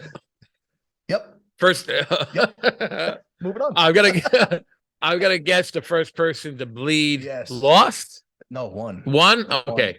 Yeah, we were all going to. We're getting hurt in one way or another. Yeah. That's just how this park both was. Physically and emotionally. And First Blood was whoever makes first blood wins. You don't win anything. It's just a Band-Aid. Bragging rights for the car ride home. Yeah. And I won a couple times for like the most rinky dink little. I just stubbed my toe, but it was enough to bleed. So man, I was at some water park in Long Island. I can't remember the name of it. It's still there. Splash. Was taking I can't sing that. I probably get sued. But I remember getting off a ride. My big toe went into some kind of grate, and it shred so badly. Like if there were like the sharks easily would have fed on me if this was not a 2-inch pool. But it was blood everywhere. It was such a like chunk of skin hanging off. So I only imagine what. Do you have a scar? No, I don't think so. Whack. Now, I mean, yes, I have a super cool, awesome scar. The rules to this game, First Blood, was now I would get that little stub toe, little scab, but there'd be some blood. Yeah, I would win no matter what because I made First Blood. Okay. The guy that went second or third could have this big gash going down his leg, but it didn't matter. Doesn't make a difference. And then at most in the car ride home, at most you could be sitting there with a bloody rag, on your arm. Yeah. And you can be yelling how you deserve to win and everything. Honorable mention at best. You're bringing all this up, but I just imagine how many of these people with blood flowing were mad at me wherever. Well, yeah. Yeah. But also are now running into the pool to wash off. I don't think anyone cared enough to wash. Good Lord. I think it just kind of the 90s. I grew up in the 90s. It's so amazing how vastly different perspective is. Like, I'm sure for a lot of people like yourself that these were memories. But I don't have memories like this. My childhood was vastly different. Great and fun in its own way, but um generally I mean, I still talk about breaking my hand when I was in high school. That was like a huge deal to me. And Still is. You're not shutting up about I it. don't shut up about it. I need you all to relive it as if it was yesterday. I'm just saying it's amazing how different the perspectives are. We're roughly the same age.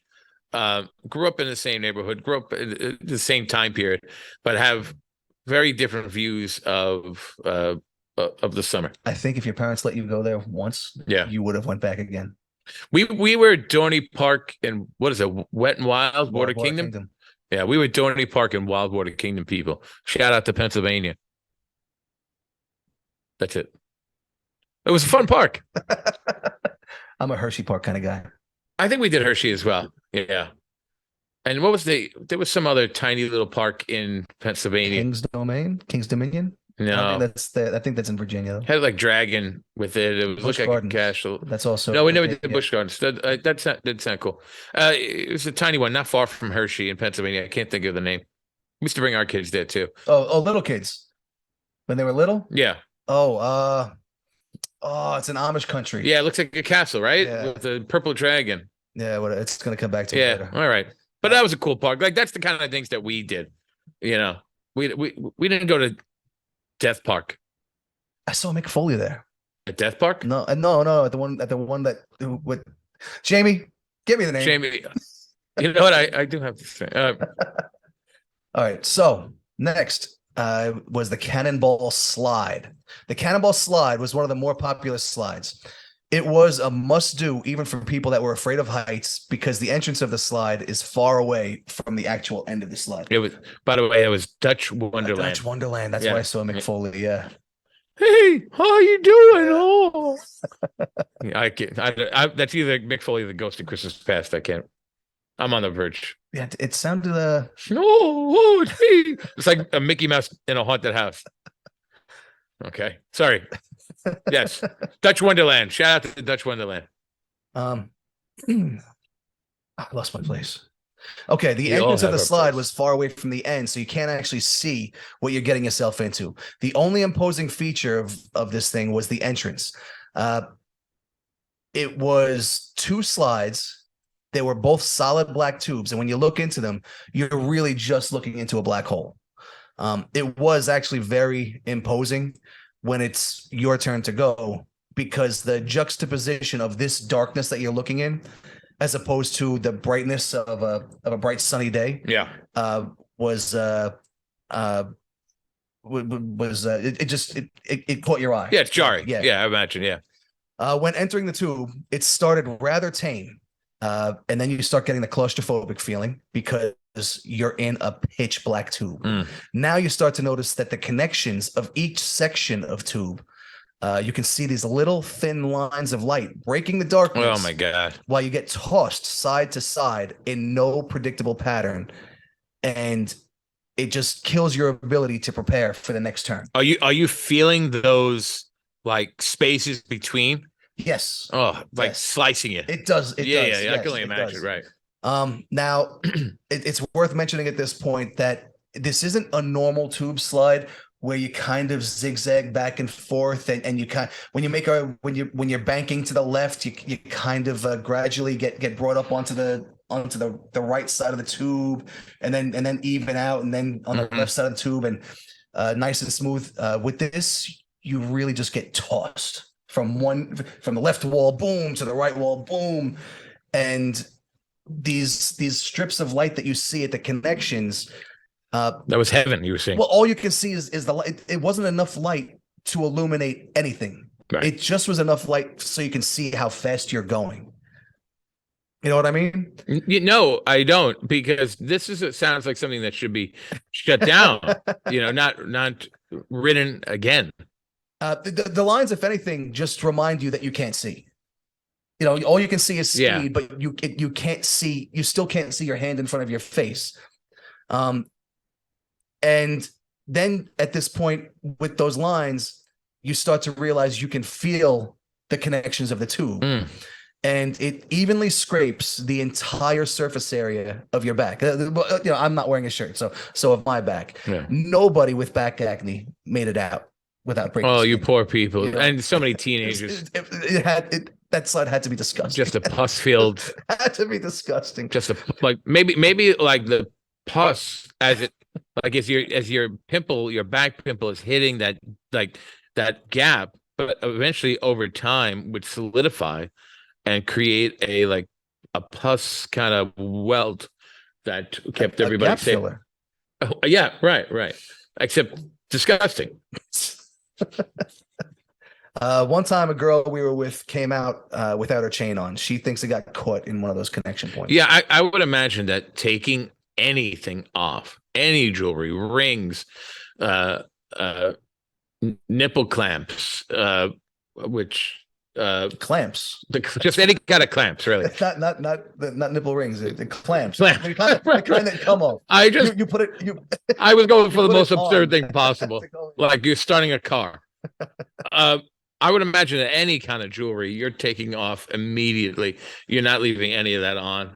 I would just rings, necklaces, anything that would get caught and then instantly either remove a digit. Yeah, she was upset.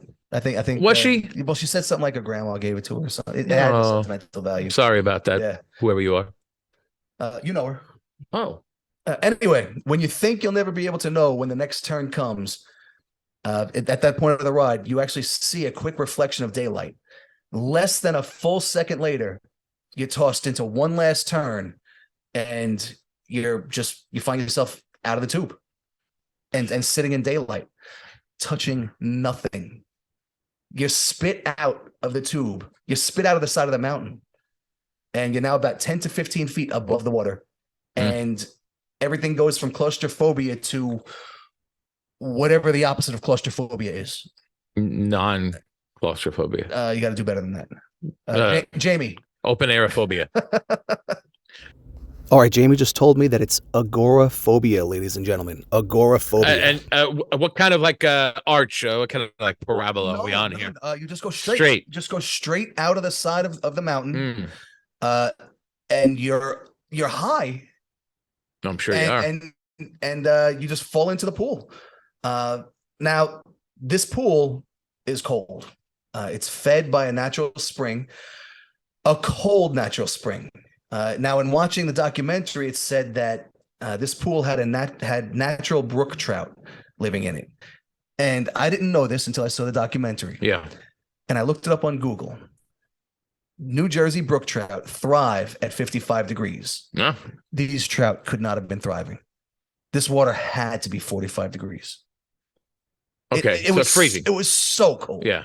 It literally took your breath away. Well, I have that effect on people too. Let me try. Breathless. Did you hear that? Instant. Did you hear that, everybody? I have that effect. I'm like 40-degree water. And now that we're here in the cold pool, we go on to the next ride that shares a pool with this one. Oh, seems like actually all right. That's probably the best planning I've heard so far. This is how we did it. This is how we did it. Yeah. This is how we did it. Anyone else that has been to Action Park knows exactly what this next attraction I'm about to bring up is. And if you're listening, you can all say it with me. The Tarzan Swing! The Tarzan Swing. I knew you were going to say it. I know. This is the most famous ride. One of the most bragged about rides. If that even makes sense. Yeah. This is the one that had a very prominent place on all of the Action Park TV commercials. In the commercials, people doing flips. Yeah, right.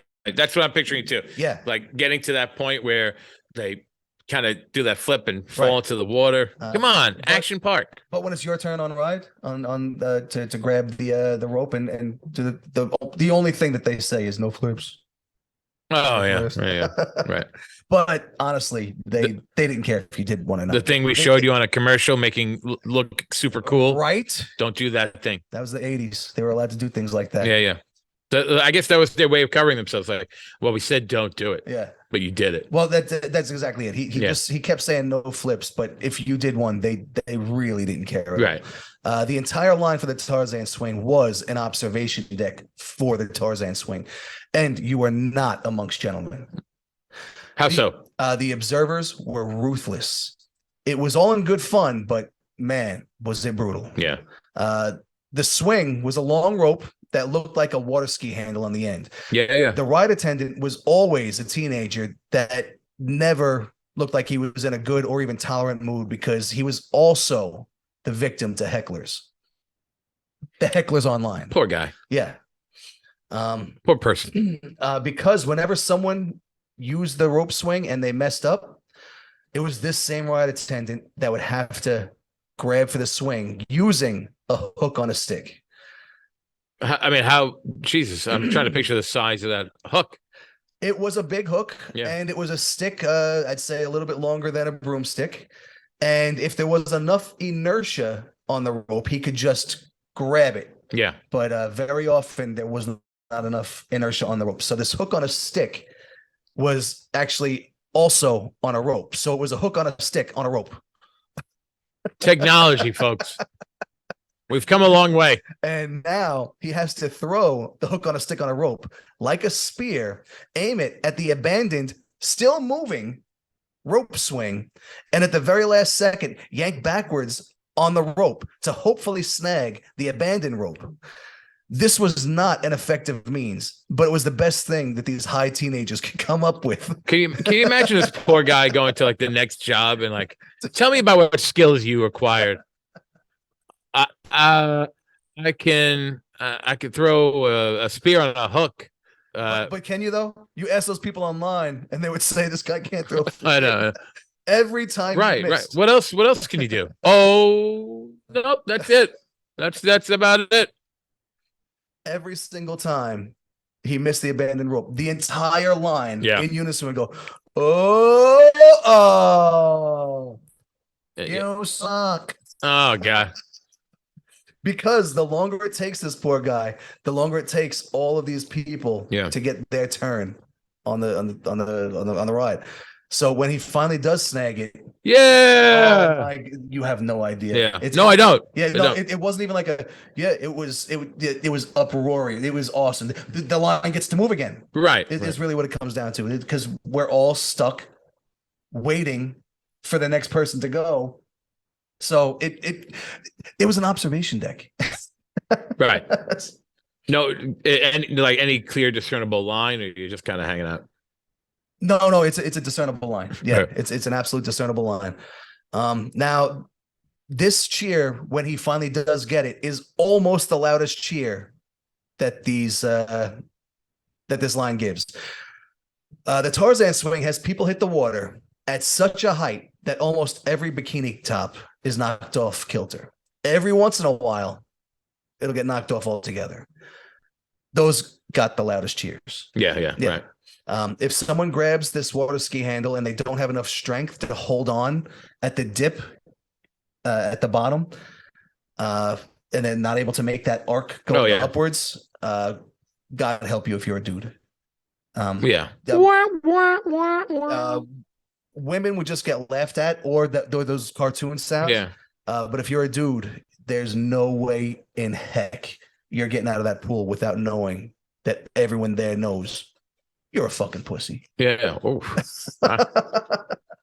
I'd be Mark Bersley. I mean, just my center of gravity alone would just like pull me right. It's almost a rule. Like, people will look at you sideways if you're online and you don't yell pussy. Like everyone. Mm-hmm. It was a crazy time. It was a crazy time. It was all in good fun. It was all jovial, but it was also serious at the same time. If you know what I mean. Like they really did want you to know. No, you didn't know. No, none of this makes sense to me. If you fall off too soon, you get heckled. But if you don't let go, you get heckled also. Yeah. And I think not letting go was worse, because now that you're just hanging on the rope, you don't the splash of water from you swimming, exiting the pool doesn't muffle the heckling. when you're just holding on because you're scared, you hear every single heckle loud and clear, Mm. and you're like making eye contact with some of them and everything. I think not letting go is so much worse. Yeah, I mean, how far are we talking about in terms of drop? At the I think tall people can drag their feet. Oh, okay. So it's not like it's obscene. But then you arc back up again. So when you at the full height of the arc, Yeah. you could be maybe 15 Okay. feet. So yeah. It's not. This actually sounds like probably one of the safer rides in the park. I've seen someone I've seen someone let go, and at the back arc, So like and you actually hit you're where going. they jumped off from. Say again. She didn't let she did the entire swing going out. Yeah. Did not let go. Did the entire swing coming back and then let go. So she hit the platform she jumped from. Oh well, all right. I mean, that's probably not your average rider doing that. Like No, yeah. no. I mean, why would you not let go? I don't understand. Like, scared? When people are scared, they don't make logical choices. I think I'd be more scared of hitting a solid object than. When you're using logic, yes, but Yeah, when yeah, people are okay. scared, Yeah, I would I imagine think that. in her mind, she didn't want to hit the water. She just wanted to go back to where she started. Yeah, from what I saw, and not to say that you and your 12-year-old experience saw this, but or maybe noticed it, but I think from what I understand, most of the people that the doctors were treating were by and large like intoxicated. I don't know. Like I said, I Yeah. saw a lot of hurt people, but I don't remember seeing. Right. I don't think your 12-year-old eyes. No, I was only 12 the first year I went. I went there so many times. So you were 12 the first year, then probably 12 the second year. And no, I went there several times this summer. Yeah. For years until I was 18. And that's only because they closed. And then when it was Mountain Creek, I tried going back a few times. How was Mountain Creek any different? Or just repackaged or renamed? Yeah, it was the same rides, but they made them all safer. So yeah, it sucked. So it took the like the fun out of it. I guess for a lot of people. The fun out of it. Yeah, I might as well have just gone to Splish Splash. Right. Just because it was your turn on the Tarzan swing and you messed up, didn't mean you get heckled. If you were attempting some kind of a trick or a flip and you messed up, you didn't get hate. You wouldn't get any cheers, but you also wouldn't get any jeers either. Okay. And also a regular plain vanilla swing, just regular let go at the tip. Yeah. When you're supposed to let go, there was really nothing that you just did what you're supposed to do. That just plain vanilla. Yeah. Right. I would imagine just a regular hum of everyone just talking amongst okay. themselves. Like you're waiting for that big belly flop. You're waiting for that big splash. Yeah. They're all watching, but that wasn't anything for them to yell at. Yeah. If anything, everyone was watching to see at least your reaction to hitting the cold water, and everyone was watching the girls because of their malfunction, their wardrobe. Oh yes, that's a bunch of people were looking for. I can't imagine a bunch of teenagers would want to see that. Oh, disgusting. Yes. The aqua scoot. The aqua scoot was right behind the cliff jump. So I hit this up a few times, but just out of convenience. I'll get to the cliff jump in a minute, but the aqua scoot was this weird hybrid of a gravity roller conveyor belt and a slip and slide. A gravity roller conveyor belt and a slip and slide. Right. Do you have that in your head? I'm trying to picture what a gravity roller conveyor. It's a roller, like rolling pins. Yeah. It's rolling pins put together on a conveyor belt. Okay. And one side is angled upwards, so it's a slide now. That doesn't sound safe. Right. Right. Yeah. I promise you, no engineer had anything to do with any part of this. The idea, the structuring, none of it. So it was just a roller conveyor belt in the shape of a 25-foot slide into a pool. So what do you hit the water and you're like skipping across it? You were on a flat plastic board with handles on the side. Yeah. And you sat on it with your knees up to your chest, and you would slide down the slide into a 3-foot deep pool. But this being Action Park, you had to be skilled to pull this off.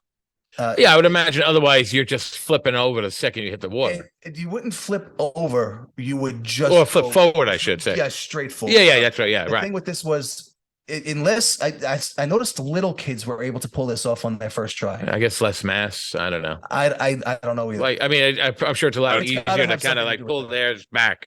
Where a larger person would probably have a higher center, like more of a center of gravity, just pulling them forward. Yeah, it takes Science. You need to lean back real hard to make sure the front of the board is lifted at the bottom of the slide. Yeah, right. Or else right. you do this face plant right there. And and honestly, boom, like this was the scene of many broken collarbones. Oh yeah, sure. Yes. You're hitting hard. Yes, you are. Yeah. I've gone down this thing about a dozen times in my life, and I think I only pulled it off without being embarrassed twice. And one of those times I didn't even skim for very far. I just didn't crash. I only actually looked cool doing it once. Right. And I was not embarrassed a total of 2 times. Were you were able to skim like a stone? Only once. Oh, okay. Only once. That's pretty good. And I remember once I was able to do that, I thought, oh, okay, I'll just do that again. Nope. Now, after having seen the documentary, I remember one detail that I previously forgot. This one time when it was my turn to go down, the lifeguard guide said, hold the handles, lean back. You can go now. Watch out for the bees. And I remember I thought, like, I thought when he said, watch out for bees, I thought bees was like some kind of lifeguard lingo. No, they probably for maybe the boys at the bottom. Yeah. I thought it was some kind of code or some kind of jargon. And I remember I said to him, what's bees? And he gave me this look of absolute disgust. Yeah. No, most people do. If someone was watching without having heard this conversation and just watching the two of us, they would have thought that this guy just smelled me take a full crap in my bathing suit. Well, I that's one of the things I do remember about the land of what was it, the magic land of make believe, or the land just I don't know. I keep putting magic with it, but the place was swarming with bees. I guess attracted to the sweets of the sodas or what have you. I don't know but whatever it is, the bees love the park. I felt like what was it, Nicolas Cage and Wicker Man? Yeah, beer. Yeah, maybe right, yeah. I'm sure the beer was flowing aplenty at Action Park. Well, I remember I went down, I wiped out like a dork, and I noticed a bunch of yellow jackets. And just for the record, those are wasps. Wasps? Those were wasps, stranger lifeguard guy. Just because they're yellow and striped and sting doesn't make them bees. Mm-hmm. Who shit their pants now? You? No? Him? Who do you think you are? I am. Wasps have no place.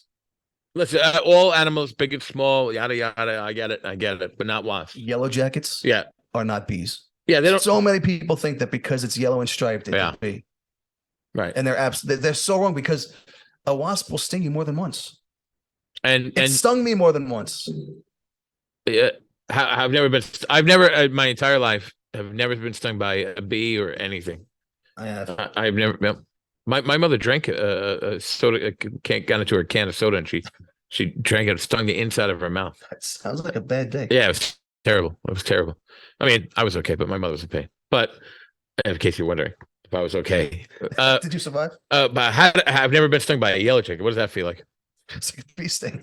That's it. Like it feels like a bee sting. It hurts. I know. I'm sure it hurts, but I would imagine I would just always picturing like a wasp being it's not like more than. It's not like it's a thorn. Well, it's more than because they do it more than once. Yeah. So that's the more than. Well, if you had listened the first time, they wouldn't have to do it the second time. That's true. Yeah, true. It's really your fault if you think about it. Now, the only reason that I was going down the aqua scoot was because of the convenience next to the cliff jumps. The cliff jump was another staple of mine. It was dangerous, exhilarating, and hardly ever had a line. There were 2 platforms with 2 separate lines. The higher platform was 25 feet. The other was like 17 feet or something like that. I really don't know, because it kind of sucked compared to the high one. There was only one line at the top of a literal cliff. and you can't see what you're getting into when you get online. You can only see what you're about to do when it's almost your turn. So there were lots of people that chickened out. Yeah, all right. They're called intelligent. There were even more people that needed some encouragement from the people behind them. Or liquid courage. Probably a lot of drunks. I don't think there were that many drunks. That has to be. Maybe not you, okay, because you were 12 all the years that you went. But there had to have been a massive amount of alcohol flowing in a place like this. You think so? Do I think so? Yes, I do think so. Do I know so? No, absolutely not. But I would just imagine that You were never there. I was not there. Yeah, No. I was at home Yeah. studying. During the summer? Yes. I was a good nerd. student. I was a nerd. Nerds Night Out, ladies and gentlemen. There you go. All right. So some people needed encouragement from the people behind them. Yo, fucking jump or let someone else go. And the lifeguard would hear this and just kind of shrug his shoulders in agreement. Yeah. Remember, they were also just stupid kids too. Yep. Other than that, the lifeguards were just staring off into mid-distance saying, go ahead. Yeah. Go ahead. While people at the bottom were almost getting hit by flying bodies. The jump itself was so much fun. There were 2 yellow painted footprints suggesting where to jump from. Lifeguard really didn't care. Some people would run and jump, which was crazy because you can't see where you're going. When you run and jump, you're not looking down. There's people down there. That was just crazy. And it actually took guts to take that step off. And I can tell you every time I used to do this cliff jump, I would do it dozens of times in a row. And every time was just as scary as the last time. Yeah. If you don't know how to land in the water, you can get hurt. The lifeguard at the top never told anyone what to do. As far as I can remember, they never said anything about, feet first or, hands at your side, or they would just say, go ahead. I just pulled up a picture just so because although you're doing a great job painting a picture, I do need to kind of see. So I'm going to try and add a little bit to it. That it does look like a series of waterfalls with different size jump platforms into what the picture shows is pretty cool looking, like nice blue water, maybe a little haze to it. Blue. Yeah, no, it was stained red with blood, I'm sure. Well, they painted the bottom of that pool white so that they could I guess that, right. Oh, that's unpleasant. At one time was a dark green. I don't know if I've ever told you this, brownish green. but I have a obsession with waterfalls. Like I just find waterfalls stunning and beautiful. Where do you find them? I don't. I think the last time I saw a waterfall, I'm sure we could go on like hikes in New York and come across them. We were in some Pennsylvania hike and saw a beautiful waterfall. But I don't even care if it's real or not. Just the idea of like waterfalls themselves. It's one of my obsessions. And this cliff jump looks like one of the things that I would really enjoy. This whole like lagoon type area was very pretty. It was made. It's all man made, but it's made to look natural. Right. It does. It looks pretty cool. I of all the rides and attractions that we've talked about so far at Action Park, this is probably the first one that interests me. A good one. Yeah. I mean, other than the idea of me jumping and then landing on another human or another human landing on me, if this was a ride that was properly supervised, it seems like it should be a real blast. It was a lot of fun without it being supervised. I mean, we're also talking about every person who's orchestrating or managing these rides as being largely incompetent. But I would imagine that, again, in the same vein of me thinking that most of the guests were intoxicated, I would imagine that there have to be some. You gotta let it go, bro. I'm not letting it go. No, I can't. Because this doesn't make sense to me. I just can't imagine the logic. Like just a bunch of bloody people walking around aimlessly. We didn't get hurt on every single ride. It feels like like someone would just get hurt. Yeah. Before the end, if a group of 5 people, which is like what we all did, I think that's how many people fit in the car. Okay. A group of 5 people, 2 or 3 are going to be banged up. Pretty good. Right. All right. So we're talking 2 or 3 out of 5. Yeah. Okay. So we're talking about like 80% of the people that are Memories, man. right. Right. I get it. I get it. But I'm talking about statistically out of the park goers. If we went by like 80% of the park goers leaving injured, it's These aren't injuries. the memories. Is that what you're saying? The car rides home were so much fun. Yeah. Talking about our Like when you got hurt. Yeah. Yeah. I don't get it. I don't get it. But I will tell you, like, and in the same way that you keep insisting that everyone there is drunk, that there have to be some drunk on life. There have to be some people there that were competent employees as well. There have to be. I mean, it could not have stayed open as long, I would imagine. I don't know. I never saw. You never saw it, right? Anyone that looked competent. Yeah. But if you I might have. They just didn't look it.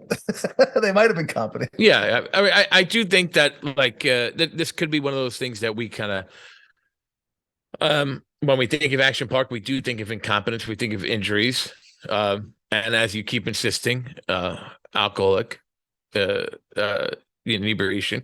But there's got to be some people out there, and if you are out there, if you are listening to Nerds Night Out, first of all, you have great taste. Thank you very much. But if you are listening to Nerds Night Out and you were we're an employee of Action Park, and you can hit us up at nerdsnightoutpodcast@gmail.com. We'd love to hear your side of the story. Thanks. All right, now the cliff jump was a 25-foot long drop. I always felt like I was in the air for at least 10 seconds. In all actuality, it was probably more like 1 or 2. The water hurt every time. Oh yeah, but it's never. I never made it a big deal because I kind of knew what I was doing. Yeah. Some people didn't. I once watched a girl commit to take the step off, but turned around after both of her feet were off already. So she turned her torso around and banged up like the top half of her body, trying to catch herself on the way down. Her friends ran down and pulled her out of the water. Oh well, good for you, friends of hers. Yeah. Finally, someone in the story that seems to be doing the right thing. She was crying. She was bleeding. But her friends swarmed around her and they took her out. I don't know what happened to her after that. You know what? Teenage girls get a lot of crap, but when it comes to this kind of stuff, they come and they help each other. Guys, we would have laughed our butts off at our friend hitting the water hard like that. She didn't hit the water. Oh, she was bloody from hitting the platform that she jumped from. Yeah. But I'm sorry. Yeah, and it wasn't the lifeguards that came to her aid. It was their friends. Yeah. You okay? You okay? Yeah. Now the pool that she landed in is the pool that we all land in. It's shared in a waist-deep lagoon splash area that also has a really cool domed concrete structure in the middle of it. You can't see it in that picture. That's the 17-foot platform. Please don't touch my. And this domed concrete structure in the center is designed to look like a natural rock formation, and it's also made for you to hang out in. So this is a natural observation area for the cliff jump. Yeah, I'm telling you, this sounds like the only ride that I would probably enjoy. Well, barring the injuries and. I don't know. I see. This is one of those things where I think I'm overlooking the bad to focus on the good because it does sound like the lagoon area. Yeah. But because it's a lagoon area that people are hanging out, a lot of times when people jump off the cliff, they kind of start hanging out. They don't feel any urgency to get out of the way, and there's no one there to say get out of the way. So, I'm serious when I say I saw so many close calls. Yeah. Now, hanging out in the lagoon area, just watching, I would say roughly 1 out of every 10 jumps was a close call. I never actually saw one person land on another, but man, Right. They were scary close. Some of these, just like they were brushing up, And no one is going, guys, get out of the water. You're gonna get someone hurt. People would yell at each other after the fact. Okay. But nobody's on the side saying get out of the way. I'm pretty sure some people did drown at the park. The park only has 6 confirmed kills. Kills? Yeah. Yeah. All right, that's fair. I mean, they were killed, but right? There were probably hundreds, maybe even thousands of actual drownings that are undocumented because they all survived. Bold. Uncle Gene did not like keeping track of statistics. The splash pool is near the next ride. The splash pool that we're in right now is near the next ride. Okay. We're going to the Roaring Rapids. Roaring Rapids, that's generally like the go-to term for it was a lazy river. It's a lazy river on PCP. Oh. If you don't know that reference, it's a lazy river on steroids and meth? No, I'd say Monster. Oh. If you don't know PCP, you're not gonna know meth. I watch Breaking Bad. I know what meth is. I'm not some kind of like square. Have you ever tried Monster Energy? I'm addicted to Monster Energy. That stuff will keep you up for like an hour. You know what? I wish it did. I drink the sugar-free Monster Energies, which everyone's like, oh, it's just as bad as the real ones. I don't know. But I drink them, and I could drink like 7. I haven't. But I'm just saying I could. And I could pass right out. Like, it doesn't do anything for me. No, Can I be like caffeine intolerant? Is that a thing? it is a thing. I think it might be. Well, you can build a tolerance to it. I didn't eat today till I got home around 5 o'clock, but I did during the school day have 3 sugar-free Monster Energies. All right. Well, I don't think your kidneys are going to be. Oh, I know. To those I have been stones. taking I have been taking like these pills to decrease the chance of that, because I know with these things I'm increasing the chances of it. Yes. All right, so the Roaring Rapids. Or judgment. For the Roaring Rapids, you grab either a 1 or 2 person tube and you get online. This is another ride where you don't organically see what you're about to get on. You think that's by design? I think Or poor design. I don't think much was added. Well, that was an exacerbated sign. Yeah. I don't think that much energy was put into the designing of these rides. So no, I don't think it was by design. I think if it was by design, they would have had better access to a bunch of these rides. Yeah. I think they designed a lot of these rides by just looking down the hill and saying, hey, we should put something over here. Yeah, right. We have this space. We bought 40 acres in the middle of New Jersey. Let's what can we do with that spot? All right. Now, yeah. When you get online, you get to this one area where you get to knee-deep water in the entrance area. And at this part, it looks like it's a tame, lazy river ride. And the lifeguard's only making sure no one starts the ride without sitting in the tube. That's all she was doing. That's the standard. That was it. Yeah. So as fast as people are walking up to the entrance is exactly how fast they're entering the ride. I never experienced any kind of a line here. The ride starts a little fast for a lazy river, but nothing impressive. But by the second turn, that's when you remember you're at Action Park. You start banking on turns that you need to hold on to and lean into, or else you will lose your tube. We were hitting all the banks on the turns so hard, it felt like we really could flip over the actual bank. Not always a fear. Yeah. Not flip over in the tube. But that's a legitimate fear of mine on these kind of rides. The bank, yeah. Like, am I gonna turn over? I've seen videos of that. I've seen videos of people. I never saw it. Hitting, not here, not at Action Park per se, but I've seen videos online of people like going down these water slides, banking, and then going over the sides. And that's such a, oh my God, like a legitimate fear of mine, which is the reason I don't go on these things. Now, you would not have fun with me. I would have been. I don't have fun with you. I'm the same age as you, but if we hit that park, I would have been like the dad of the group. Like, guys, don't do it. Don't go on that ride, guys. You would have been getting drunk. Everyone was. And no, I would not have. there were some parts of the river that, depending on the angle and the speed you entered, you would either slow down and stop and actually get stuck in a swirl, Yeah. or you would just tear through it at a crazy irresponsible speed. And you had No control over it. Yeah, Yeah. it was either one or the other. Fate, the cards of fate. So at these areas is where everyone interacts with each other.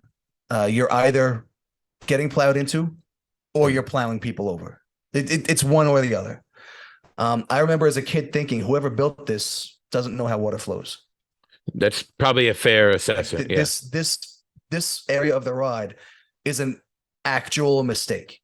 But I also remember thinking that this is the charm of Action Park. We don't know what we're doing. We just want you to have a good time. I don't know. I can't subscribe to that kind of tomfoolery. I can't. It's unsanctioned, unadulterated, and obviously, I mean, deaths. Like, if you started hearing that people were dying at Sesame Place, or I don't know, I keep using Sesame Place. Well, let's say even Six Flags Great Adventure. Do people die there? Actually, I don't know. I'm gonna, but I'm sure people die there. Yeah. All right. So next, the Colorado River. This is another rapid river ride that was just as carelessly built as the Roaring Rapids, but this time you're in a raft that holds like 5 or 6 people, and we went just way too fast. People fell off all the time, and when you fall off, not everyone falls off, just some people fall off.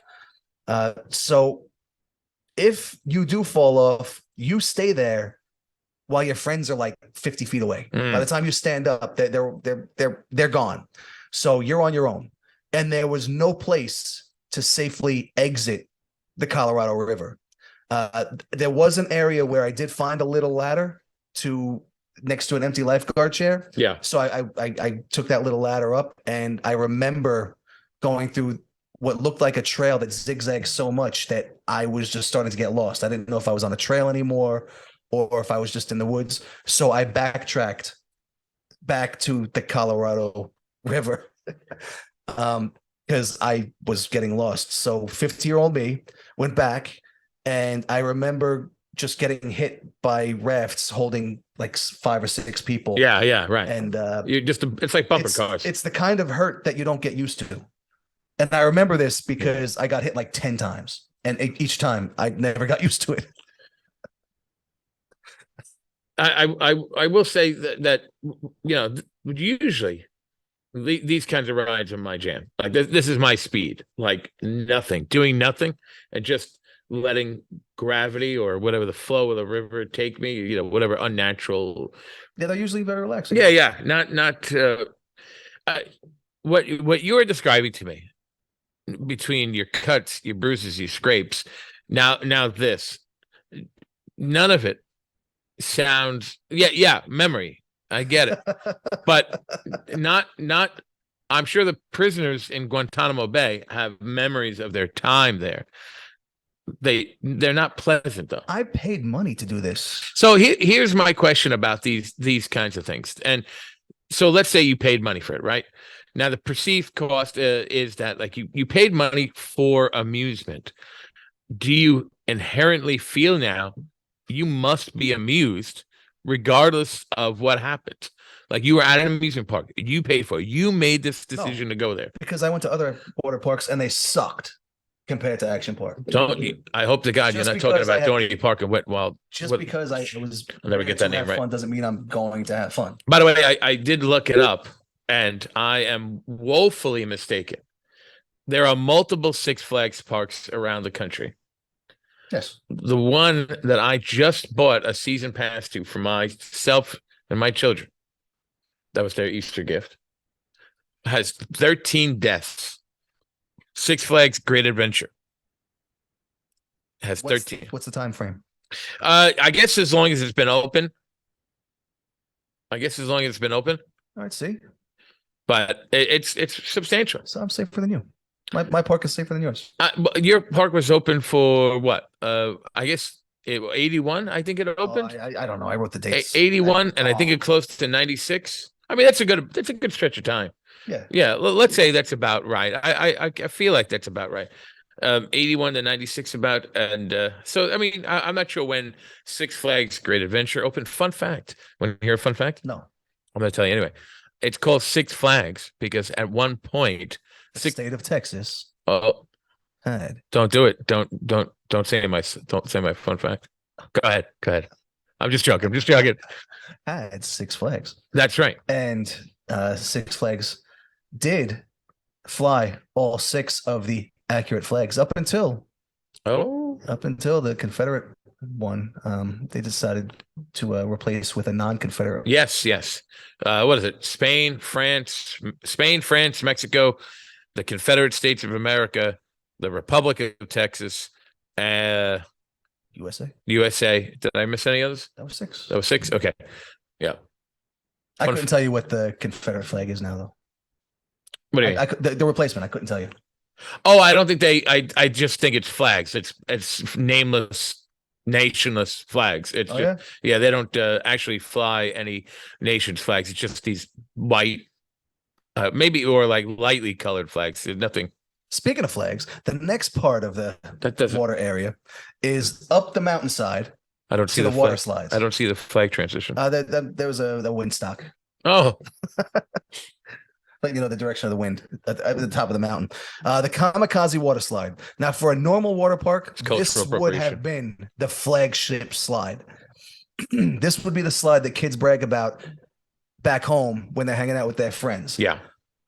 But at Action Park, it was just some other ride. It had a foam rubber map, like a 90. It was like 90 seconds, the entire thing, which is pretty good for. Actually, yeah, that is pretty good. All right. They had plenty of speed, some nice turns, but for Action Park, it was lame. This slide was really for the little kids that tagged along with their older siblings. And that's my speed right there. Yeah, you would have loved to come. Yeah. Although you would have liked Surf Hill too. Next to Surf Hill. I have an irrational fear of heights. Did I ever tell you that? I don't like heights either. Yeah. I can't it's part of the exhilaration for me. Dude, I start shaking. I like a leaf. I get nervous. I get in my head. Like even standing on steps. If I'm on like 4 steps, I will start getting nervous. Like, am I gonna fall? Like I get that, like, I don't know, it may be vertigo. I don't know if that's the right term.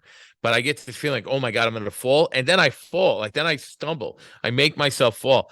I can't climb up these things. I tried to do that with my kids. I tried to take him and be that guy that goes on the water slides, but I can't do it. I can't like these wooden structures and they're shaking. I'm going to get into a wooden structure. I know they have to shake. I know they have to shake because if they don't shake, they break. I get that. I get that logic, but it's just I get in my own head. I know it's irrational, but I can't do it. All right. Surf Hill. You would have enjoyed Surf Hill. Surf Hill was a row of slides that were all connected as one structural piece that only had a little 3-inch bump that identified each of the individual slides. It looked like a huge plastic sheet that was unrolled down the hill, and all the natural imperfections of the earth were under it, were kind of smoothed out.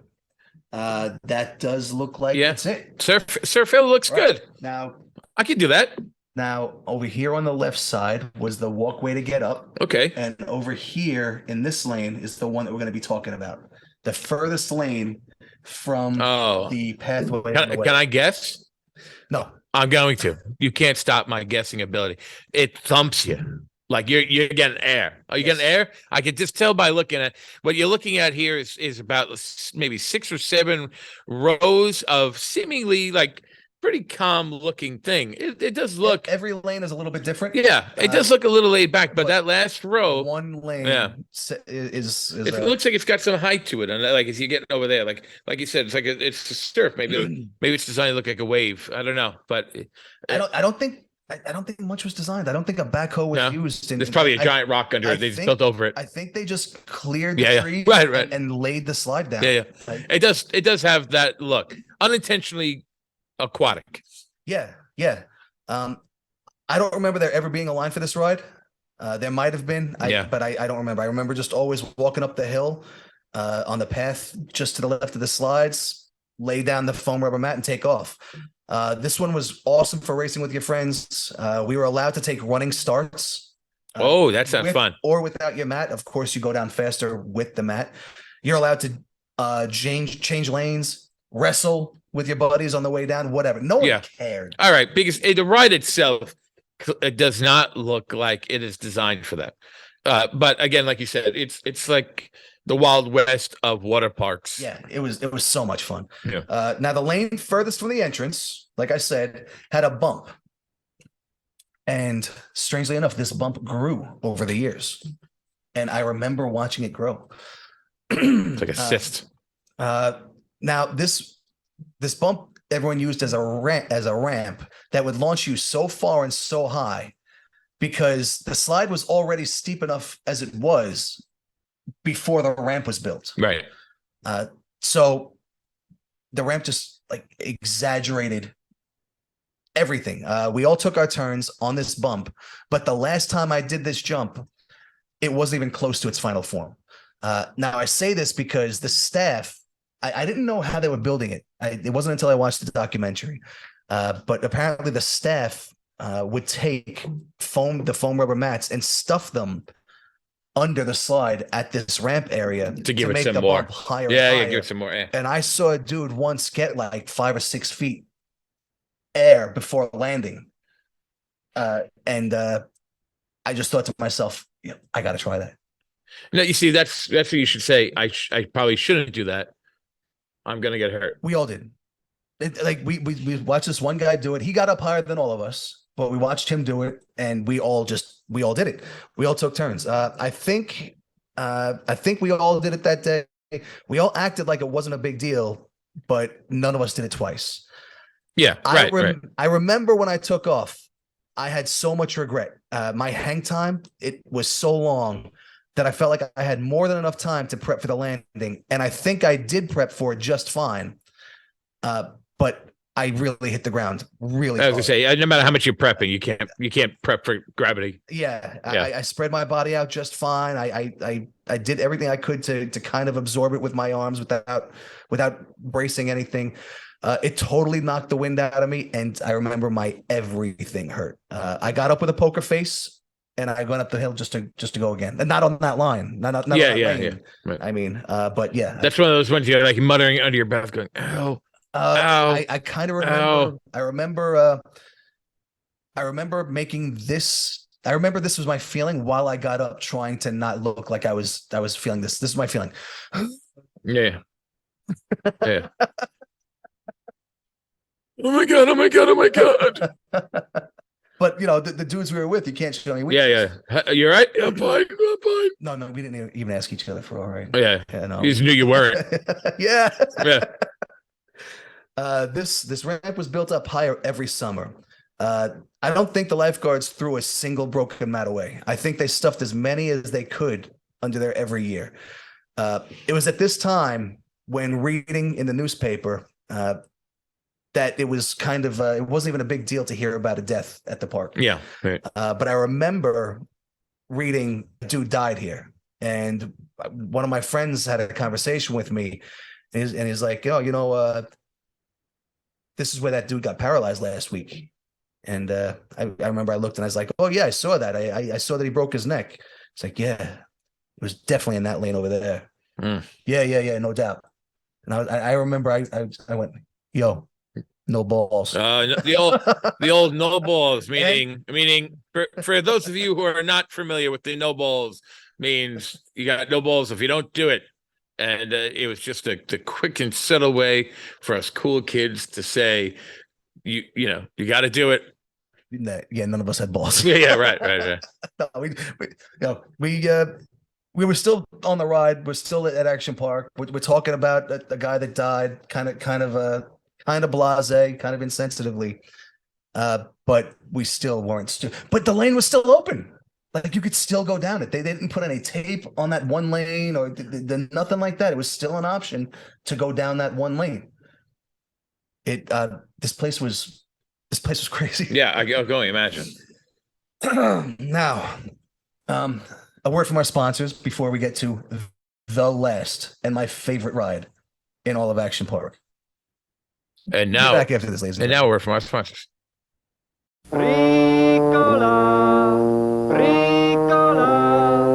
Ricola cough drops, a pleasant tasting blend of organically grown herbs from Switzerland for soothing relief Try Ricola. And we're back, ladies and gentlemen. Wow. Yeah. I sure hope you enjoyed that commercial break from our sponsor. Yeah, I hope you buy That thing. buy stuff. Buy lots of those things. Yeah. I peed during that break. I did as well. Nice. At the same time? No. Don't cross streams. All right, so now we are at the Geronimo water slide. This is my best action park story that I've been telling ever since it happened. And people that have been to Action Park will respond like it's on par for course. People that have not been think that I'm either embellishing or exaggerating. It's one of those stories. This slide is on top of the steepest, highest hill at the park.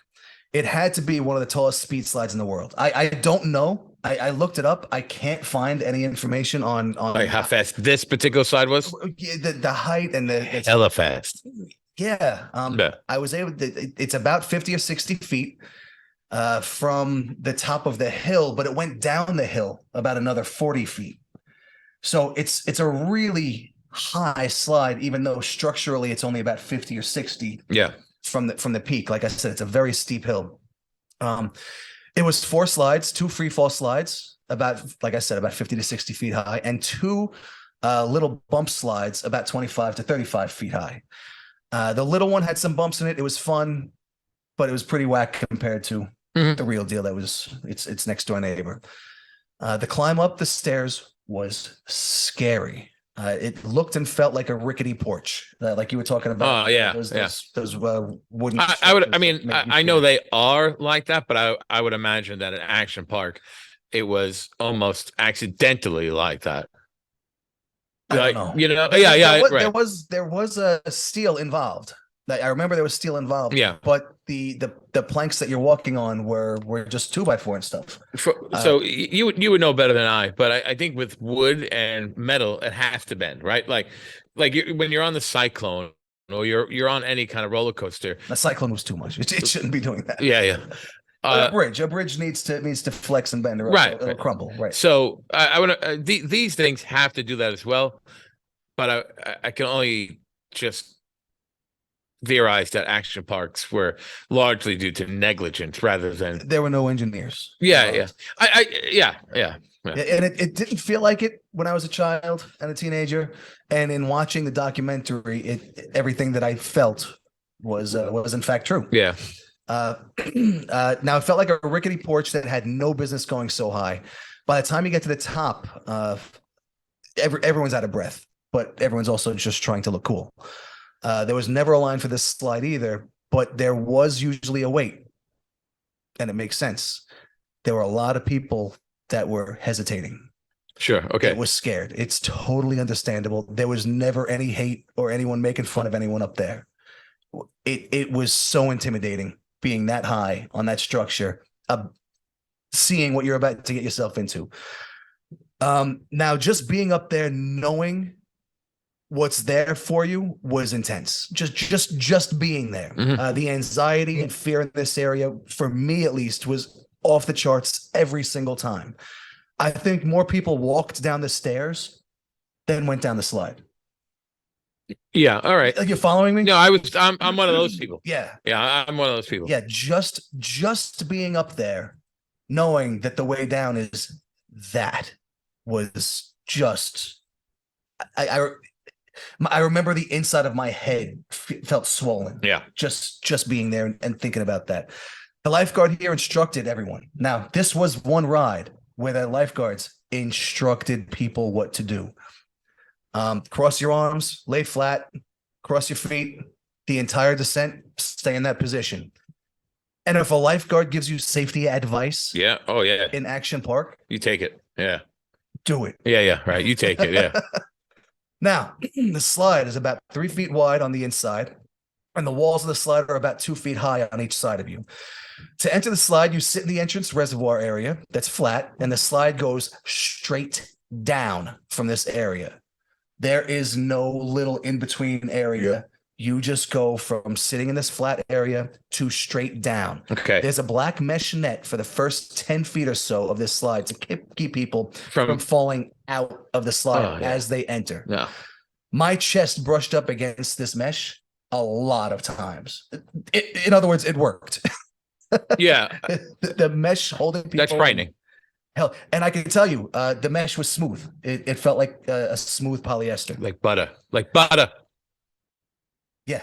Like polyester butter. I don't know. Now, at this point, you're in a legit free fall for 3 seconds. This 3 seconds feels like a lifetime. And I'm not kidding. I honestly tell you, I once saw my whole life flash before my eyes on this descent. I'm not exaggerating. Yeah. I did this ride many times, and every time it was terrifying.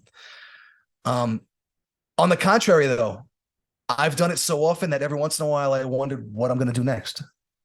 Like through the fear, I got so used to this anxiety and fear of death that I do envy that about, you know, the fear of death became mundane. Yeah. Oh gosh. Jeez. You know, that's really what I mean. Not that I got used to it. It's just that I got used to it. Right. I always envy that about people who are those thrill seekers who do go on the roller coasters. The ones that I am deathly afraid of, that I can't even walk to it, let alone get on it. And I always envy that. Like, we're going on that ride again. That one that goes upside down 40 times, goes 60 miles an hour. That one, we're going on it again. You want to go on? I've always envied that. So when you talk about how it becomes mundane versus someone like me who I'd be one of those people walking back. I do envy people who could do that. Me too. Yeah, me too. Now, the slide interrupts the free fall by gently curving and changing your trajectory forward until you hit a 2-foot deep water reservoir that stops you. Now, here you learn how much water can actually hurt. And unlike very popular misconception, right? That people unlike belly flops, this hurts for a long time. Like, everyone knows that water can hurt when you hit it. Yeah. But it hurts for a long time. And I can only describe the feeling as 10 seconds of that's the actual feeling. I think that's the noise that everyone involuntarily makes. Yeah. Water is going up your everything, up your nose. It's just a violent stop. And now to use the word wedgie, right. It doesn't do it. It's justice. like a second skin at that point. With a wedgie, you're bathing. I have to be crude to describe this, but there's no other way. The bathing suit doesn't just go up into your butt cheeks. Yes. The whole bathing suit, all of your bathing suit goes up into your butt cheeks. All of your bathing suit belongs to us. The material that belongs on the inside of your right knee, the mesh. Your right knee. Oh, okay. All the way to the material that goes to your left knee when you're properly wearing a bathing suit. It all doesn't just go up to your groin. It goes up into your all bathing of the suit material that could possibly be there is bunched up there. And it doesn't just hurt as it's getting there.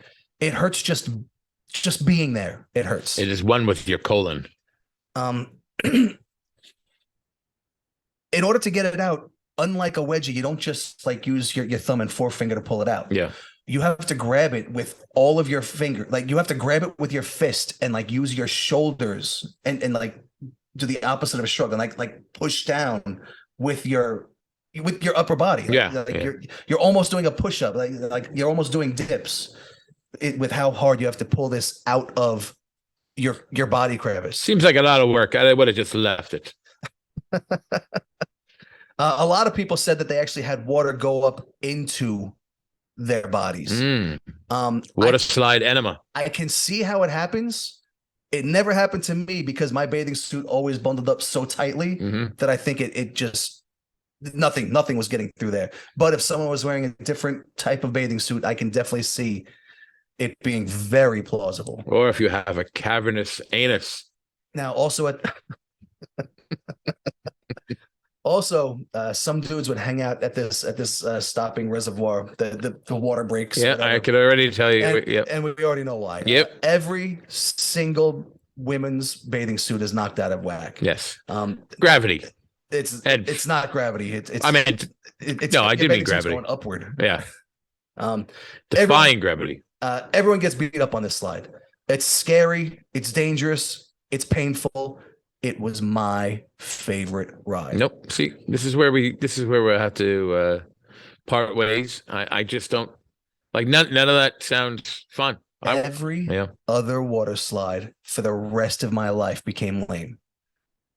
I thought I was a fan of water parks because of Action Park. I even went to Texas to hit up Schlitterbahn. At the time, it was the world's biggest water park. It sucked. Goddamn Everything Schlitterbahn. everything felt safe.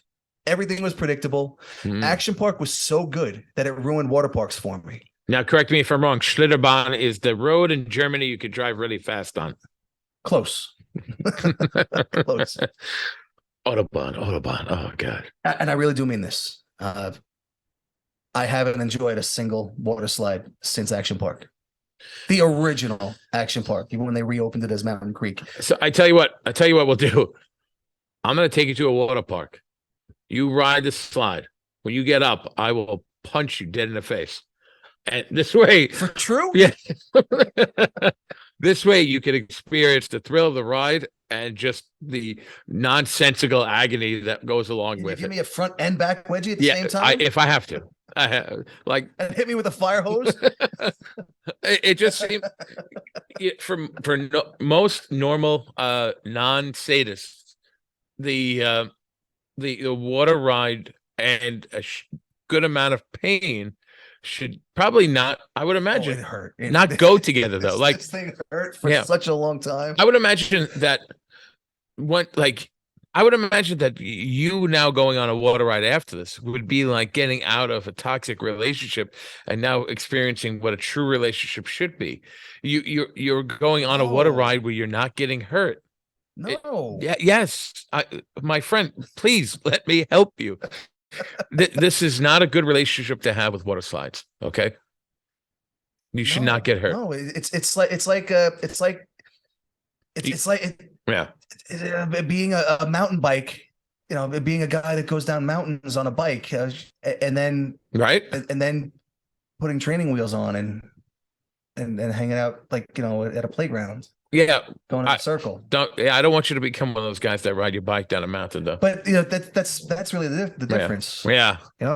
I get what you're saying. But if you need the jaws of life to get your bathing suit out from suit hurts. Yeah, within your crevices. Before you pull the bathing suit out, it hurts. It just stays hurting. It hurts getting put there, and it hurts while it's there. And you missed this ride. Oh, it's my favorite. Was my favorite. Now, having said that, here's my story. Me and my buddy, I was 15, he was 13. We broke away from the main group to go down the slide a few times. It was one of those days that there was no line and we could run to the base of the steps and then just double step the whole way up. We would walk right up to the slide entrance. A kid, this one time that I'm talking about, there was a kid up there already. He was hesitating on the slide to our right. So we both went to the one on the left. I went down first. It was my normal, terrifying, painful descent that I always loved.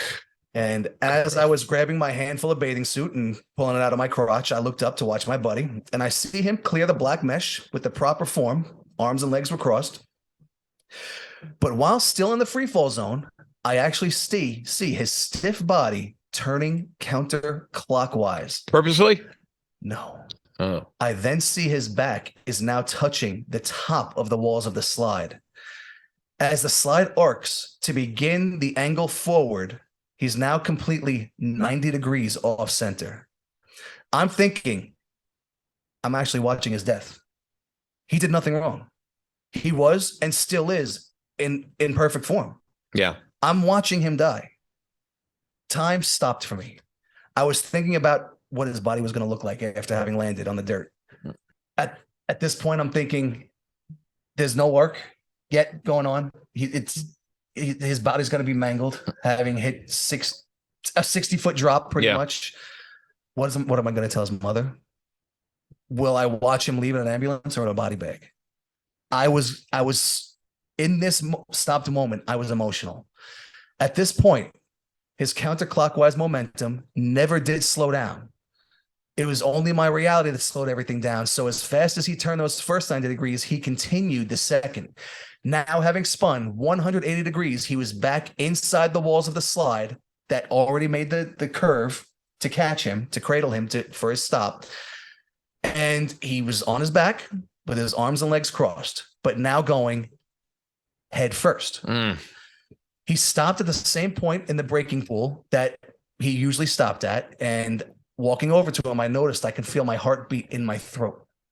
I couldn't feel my footsteps. I was floating. I mean, that seems like it'd be enough pressure to snap a neck. I was floating to him. Yeah. I remember this feeling. Yeah. I really do. His bathing suit was at his knees, but he pulled him up real quickly in one motion. Yeah. Well, Popped out onto the deck. His face was stoic. His voice was low and serious. He was 13, but you were 12. I was 15. No, you were. I'm pretty sure you were 12 every time you went. All right, now this is the conversation that we had. He's going to be the deeper voice because his voice wasn't deeper than mine, but in the moment, his voice was deep. So I feel like I'd probably fear. I would have. Yeah. You see that? Yeah. What the fuck happened? I don't know. You didn't do anything crazy to make you lift up and turn around like that. I know. I'm glad you saw it though. No one would believe me. We started walking to the exit. My buddy stops and looks at me and says, "Want to go again?" Yeah. Yeah. Yeah. That buddy's name, ladies and gentlemen. that buddy grew up to be Jared Fogle. I'm going to take the story in a completely different direction. I almost watched my friend die. That's crazy. He almost died. Seconds later, we decided to go again. And so Action Park closes its doors. Really, the Action Park that you're talking about. Is that fair to say? The Action Park that you're talking about, not its other iterations, closes in 96. Close to 96. I looked up. It was opened, I believe, in 1978, which is the year I was born. 1978, closed in 96. I was 18. You were 8. 96. Oh, 18. I'm like, wait. You were, yes, you were 18 and 78. Six Flags, on the other hand, by the way, is 49 years old now. So it opened in 74. So it's been in operation for 49 years. Consecutively? Whack. Yeah. Whack. It never got closed down by the state? Well, it does. I mean, it does have 13. The Six Flags Great Adventure does have 13 deaths compared to Action Park's 6. So I mean, I guess we could chalk it up to longevity, but oddly enough, you would think that Six Flags Great Adventure, because of that, would have, I guess, a worse reputation. But well, one of Action Park's deaths was a heart attack in the cold pool. Okay, yeah, all right, So, yeah. That's I don't know. I Yeah. don't want to chalk that one up to negligence. That's probably someone with an underlying condition. Right. There's a lot of that. Yeah. I'm sure. I can't speak for the other 5, and I'm sure even at Six Flags Great Adventure, there were underlying conditions. Like that person had a condition about their head. He's allergic to gravity. Right. Their head, their scalp, like wanting to remain where it is. Well, it's not the fall that hurt him. Yeah. It's the sudden impact of the ground. And that, my friends, is the tragic tale. Tragic. Not memorable, not That is tragic. the best water park ever. I'm glad it's closed. It was phenomenal. It was one of a kind. Yes. There will never be anything like this ever again. The only way another place like Action Park would ever be able to open up in America is in some kind. It would be post-apocalyptic. The only it would have to be the like fall. Mad Max. Yeah, that's the only. Now we can leave America, and we can have things like this. I could imagine something like this maybe being in Canada. It seemed like that could be a lawless place. Oh, I don't know. Doesn't really care about people. Well, there goes our whole audience.